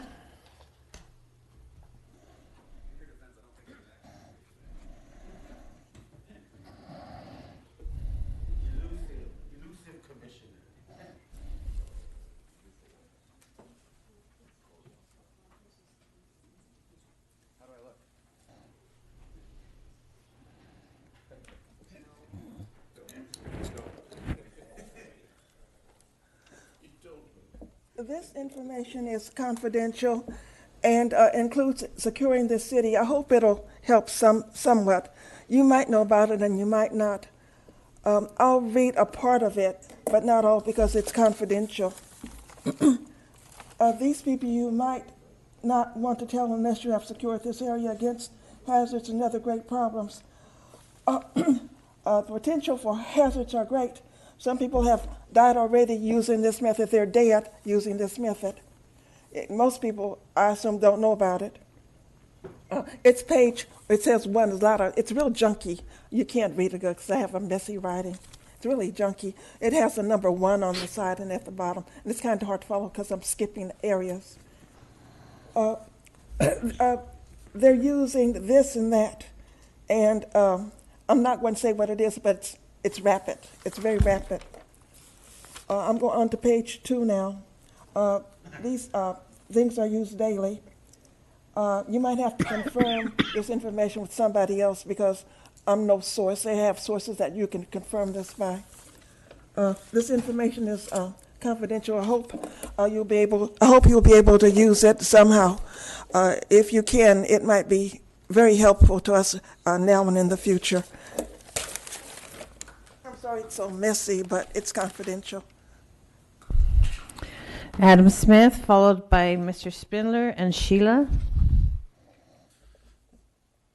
Good morning again. Three quick points. Mr. T-Fank, a couple of people were asked for their ID this morning coming into the door, including 2 black people that normally come to this meeting. What's the rule there? Assuming it was a mistake and not a purposeful violation of the Brown Act, but how incredibly difficult is it to make sure that the one person fucking checking us in every week knows what the rules are around the Brown Act? 2, regarding the item 2B that was pushed to a different agenda today, Commissioner Goldsmith, I know that Liberty Hill does work around immigration. As CEO of Liberty Hill and a police commissioner, do you find it at all troubling that the LAPD is still handing over people to ICE? And as the head of the subcommittee on data-driven evidence-based policing, are you at all concerned or even think about how and where programs like Operation Laser are potentially being implemented and how they may influence the type of traffic stops that have resulted in the LAPD giving people over to ICE? Third, back to Mr. T-Fank. Captain Soberoff mentioned that item 2B was pushed because the community advocates couldn't be here. What is the protocol for pushing items to a different day when certain community advocacy groups aren't able to make it to the meeting? If Hamid and others from the Stop LAPD Spying Coalition aren't able to make it here on March 6th for the data-driven evidence-based policing audit, are you going to push that to a different day? Do you only acquiesce to community organizations that advocate the position of the police, or is that something, how's that work? I'm just wondering if that's what this board calls oversight. Mr. Smith, you're correct. People should not be asked for their ID that when they come in. I will make sure that does not occur again. As to your latter point, that was a request from the department, and that's why the item was continued to next week. Next speaker. Mr. Spindler, followed by Sheila. Next speaker, please. You can start the clock. Okay.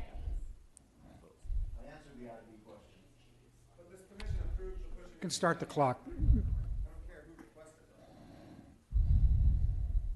Okay. I thought there was a go-between. Okay. So let's talk about how you don't do things. So March the 30th, 2017, you know what happened to me, Canoga Park. And you know, the one thing that really disturbs me is that if I would have been killed on that night by your department, my death certificate would have read, passed away in Canoga Park, California. A fucking shithole like that? I mean, make it Monaco, Beverly Hills, you know, Zurich. You know what I mean? Canoga Park, California. I don't want that on my tombstone, you know what I mean? I fucking have to die in a shithole area in some fucking valley sweat hog area attending a meeting. So I had to file a lawsuit, so you send me a bunch of shit and take my deposition. Now, you don't want to give me the other half of the information unless you want a confidentiality and a sealed agreement to seal it. Why give it to me at all? What have I said for the past 2 years? I want to settle it. I don't want to know who the officers are. I don't want to see the body cams. I do not want to see video and proving they had not 1, 2, but 3 rifles trained at my head when I was in custody. I don't want to look at that. That makes me sick to my fucking stomach. I haven't been able to come back here since I watched that. I wake up in cold sweats. So now you got the feds all over the fucking place. They want it. And I got this confidentiality agreement, but I have the evidence. What do? I got it before the goddamn confidentiality. And you keep saying your attorneys have the money on the table, right? So let's get this fucking done. I want out. Next. Sheila, followed by Yvonne Michelle Autry, Hamid Khan, and Stefan.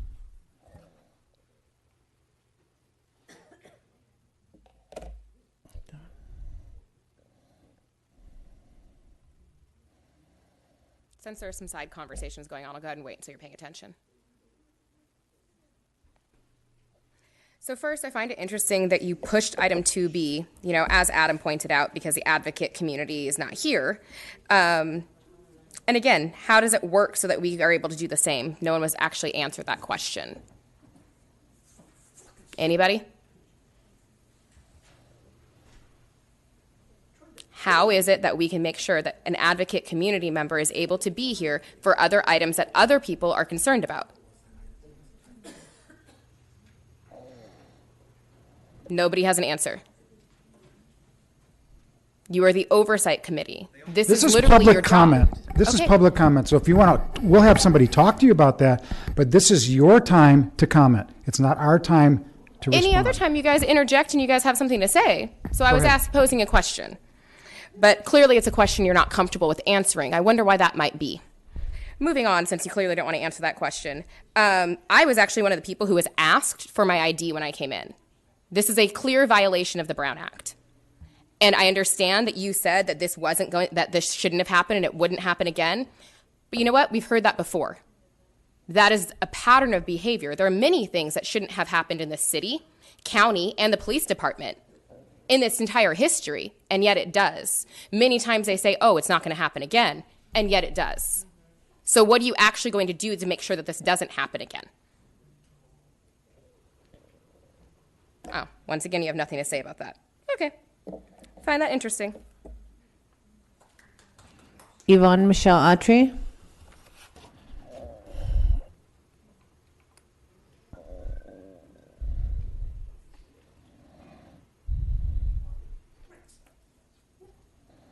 Yes, on the record again, I'm not a racist because I can understand the Mexican and, well, I don't care about your, oh God, okay? Because you're not targeted. So what I'm saying is they are being, well, look, I didn't interrupt you. I don't care if you disagree with me. I have a right to my 2 minutes. I didn't disrespect you. So they are being used mostly, again, by the Zionist Jews that pay them. Again, they said that, or the Mexican mafia, they give these orders. So I just want that on the record. For the Latinas in Mexico and also in Peru, there are women being kidnapped, abused, dismembered, sacrificed in Africa. This is happening all over. The misogynistic attacks on women perpetrated by these men that hate women and believe they have to pay their taxes and murdering women, dismembering women. I think that the Strawberry murders and the Grim Reaper were part of that, and the police know about this. So my neighbor, who is a pedophile, okay, is continually to target me. A lot of these men, not only do they murder women, I'm sure that, you know, they're vampires, they are cannibals, right? They believe that our body organs give them energy, or the uterus is an aphrodisiac, it's Mexican culture, whatever that ignorance is. I don't partake of that. I'm a Christian. But they want my blood, and some Hispanic women said that I'm supposed to be their medication, and one Mexican woman said that they do use the blood of some black women in some of their ritual, and also the uterus for energy. So they keep telling me I'm energy for their vampire. Energía por vampiro. I said, no soy energía por su vampiro. So I want that on the record. Again, I'm not a pedophile. And I want on the record also that friends that I know have been set up by police officers, weapons have been planted, and then my friends have been arrested, and they won't drop the charges unless my friends agree to move out of downtown on falsified charges. That is exposed. You need to stop this lying. Next speaker, please. Next speaker, Hamid Khan. Mr. Khan. And Stefan.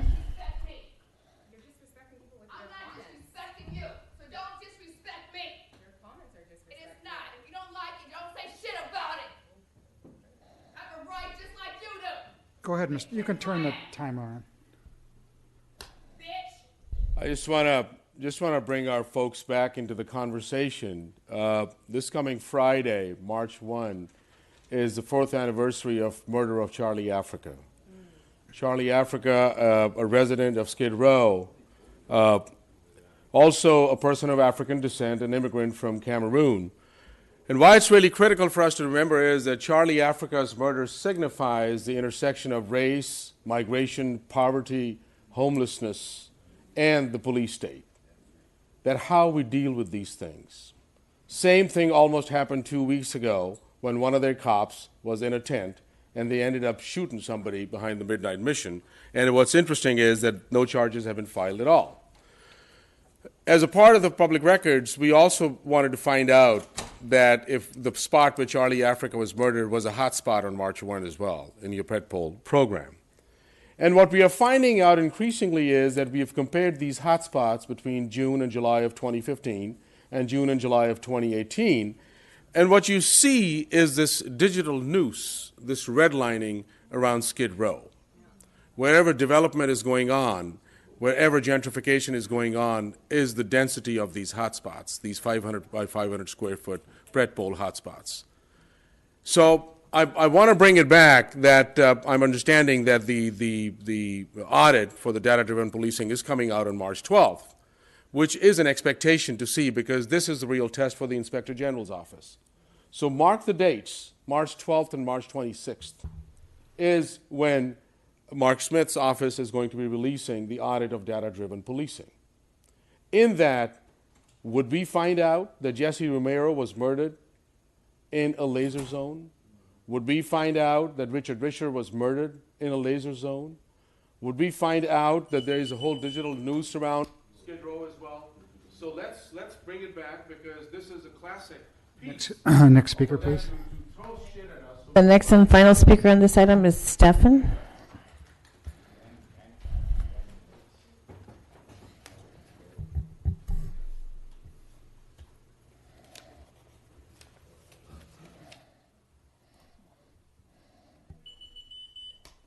Thank you, ladies and gentlemen, for the opportunity to talk to you. I passed out some mobility Bill of Rights for you. I don't know if they made it to you. I just dropped them off. I have. Yeah? Okay. So my name is Stephen Box. I'm here with the Mobility Bill of Rights. I was here about a month ago to talk to you about the a task force we had about 10 years ago that started just as Chief Charlie Beck started. And we worked together with the LAPD with regards to issues related to riding a bike in the city of LA. So here I am back again with a Mobility Bill of Rights. This one is supporting all of active transportation, folks that walk, take the mass transit, ride in a wheelchair, ride a bicycle, all forms of transportation. But I'm here because our streets are dangerous. The number one cause of death for children and young adults is traffic violence. And so the Mobility Bill of Rights has, it's an inspirational document, it's an aspirational document, it's a vision document, it's a call to action, and I'm taking it to neighborhood councils, community groups, advocacy groups. I'm also taking it to city departments such as the LAPD. And so it's in Chief Moore's hands, it's in Chief Grimala's hands, Chief Green, I spoke to. And so I'm working with the LAPD to embed this in the DNA of all that we do with regards to our open space, the streets of LA, and to reducing the danger on our streets. The reason I'm here is to put it in front of you so you're aware of what we're doing and so that you can support it as we move forward. As with the Cyclist Bill of Rights, we went through the community first, we ended up in city council and ended up in city departments. But most importantly, it should end up in individuals' hands because I believe that individuals need to know that they have the right to travel safely and free of fear, and that's something that we're all committed to delivering to the individuals in the city of LA. And I don't think that you'll find that folks are actually crossing the streets filled with confidence that it's a safe thing to do, and that's something that we're setting out to do. So I look forward to working with you. Thank you very much. Good to see you. And we have no other cards on public comment. We do have cards for closed session items. We have 2 cards on 5A1. We have Michael Novick and Mr. Spindler. Yeah, 5A1 is an officer-involved shooting where the victim was an animal. I just want to point out once again that you need to look at this more systematically. These are cases from April and early May of last year, so that's gratifying that you're actually dealing with something that's less than a year old. But this is 026 of 18 and 030 of 18, meaning that by beginning of May of last year, you already had 30 cases of shootings, beatings, other kinds of misconduct that required you to review what's going on. I think that would lead to about 90 cases over the course of a year, which says to me that it is a systemic problem.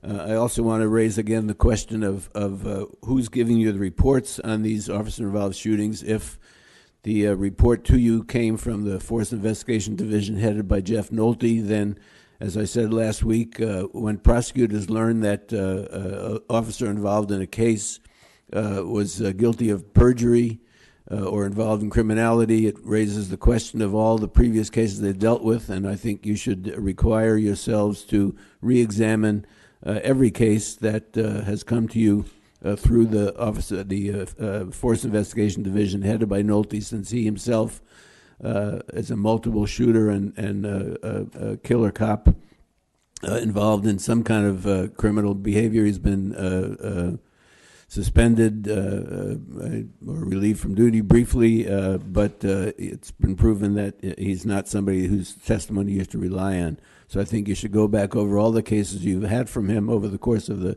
years he was in charge of that and rethink them, including the murder of Okisha Wilson and many other killings that you found to be in policy, such as Jesse Romero and Eric Rivera. Mr. Spindler? And then we have Mr. Spindler on 5A2.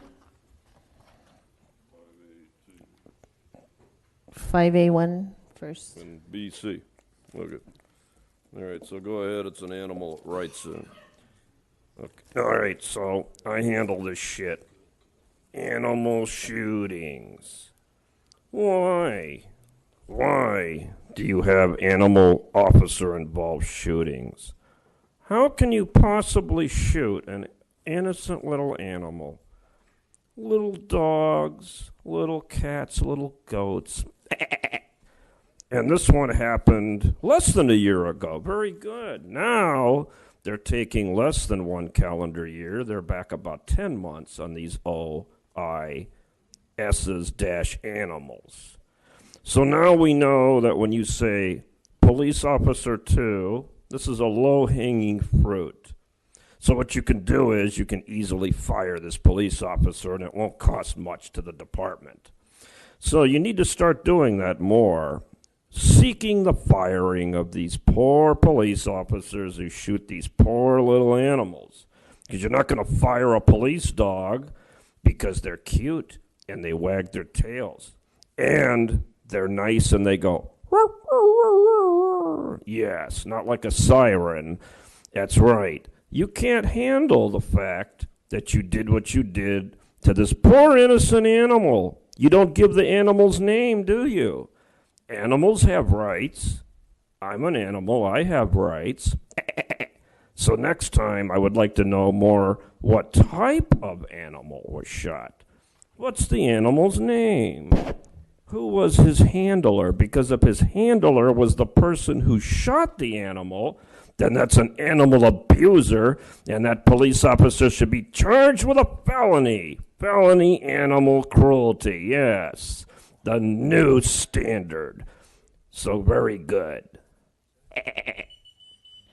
Mr. Spindler on 5A2. Oh, yes. Go ahead. So again, May 3rd, 2018. So that means the department is only a mere 9 months behind. That's very good, Mr. Bonner. They used to be back 14, 15 months. That's because Mr. T-Fang has been working triple overtime to get this docket reduced. Good job by Mr. T-Fang. Let's give him a hand. He used to be a police chief. So he knows a lot about this. But again, what was the animal's name? What type of animal? And was the handler the same police officer that shot the animal?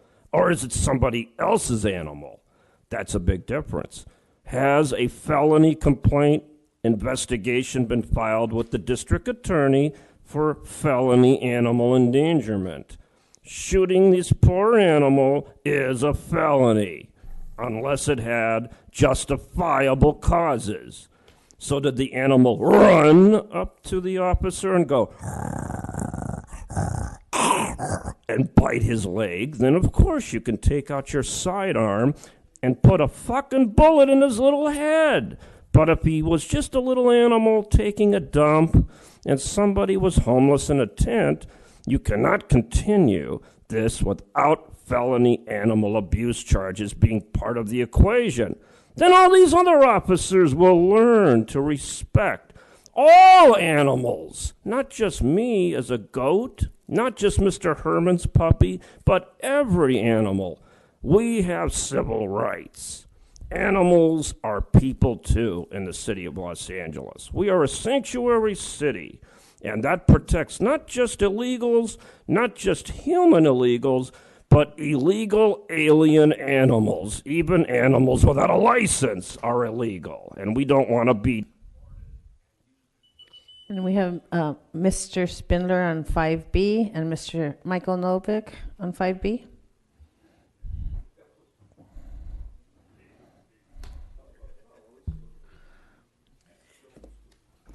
Uh, 5B and also C are conferences with legal counsel regarding existing litigation. One is Sheila Lindemann et al. Versus City of LA.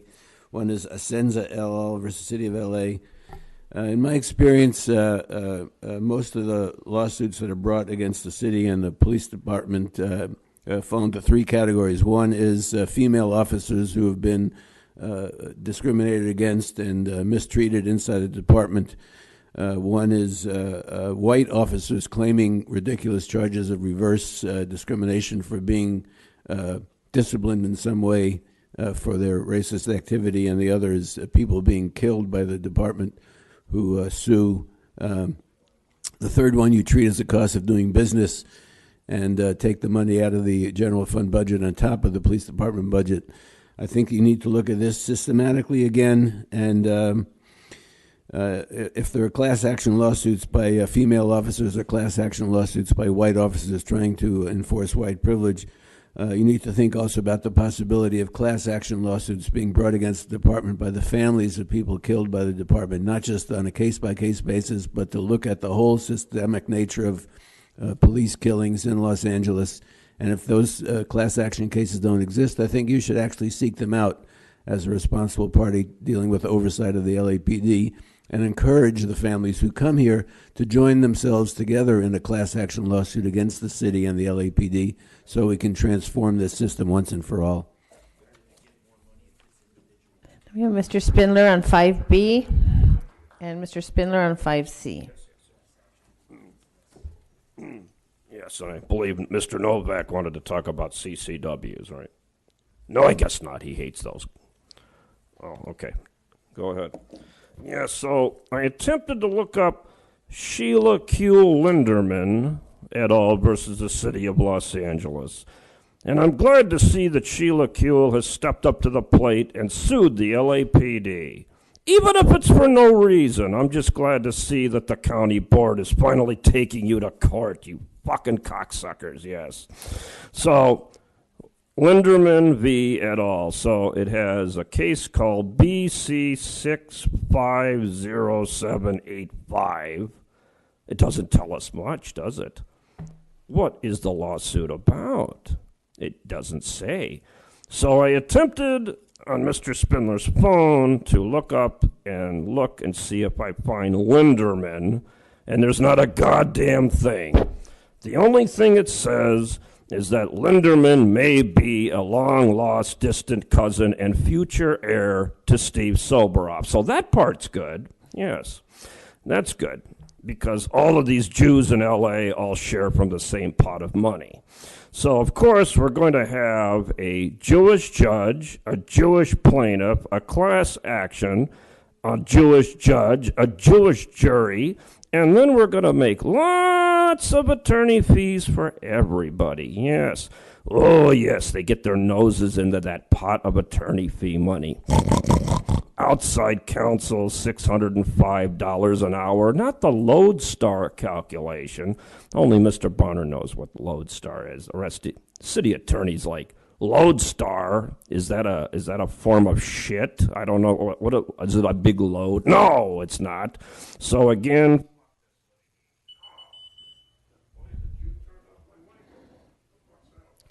We have Mr. Spindler on 5C.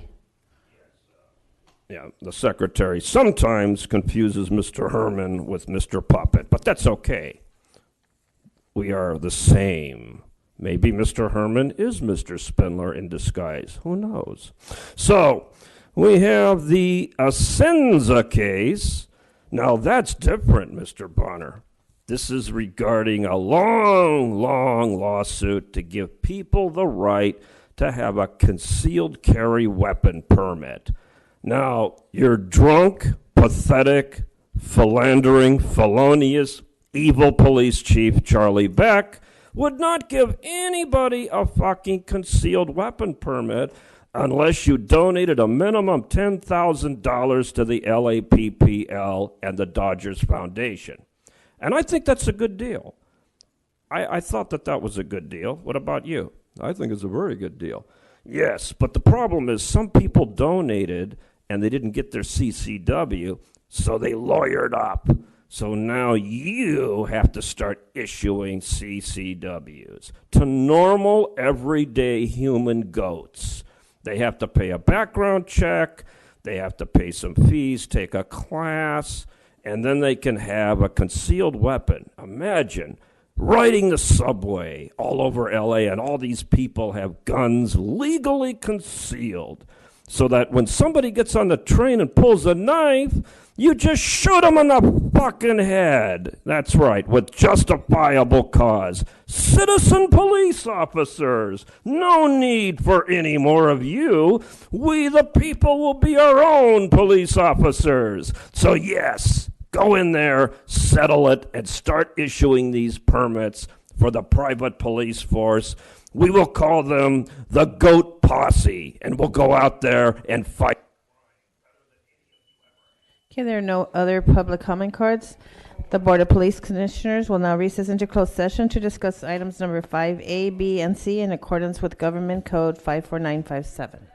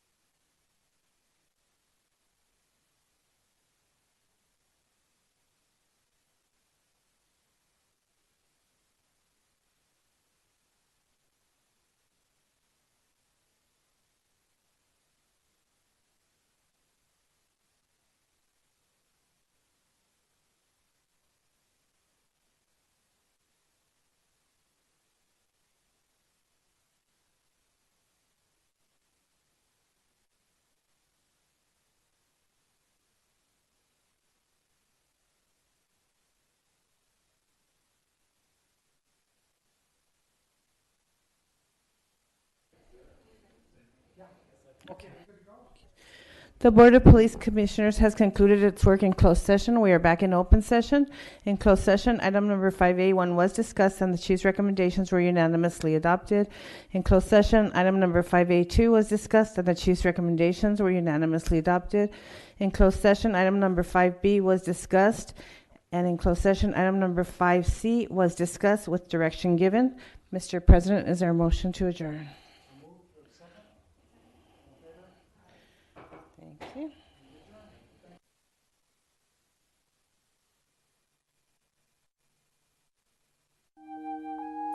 Hi, I'm Nina.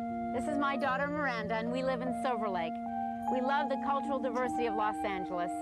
You're watching LA City View, Channel 35.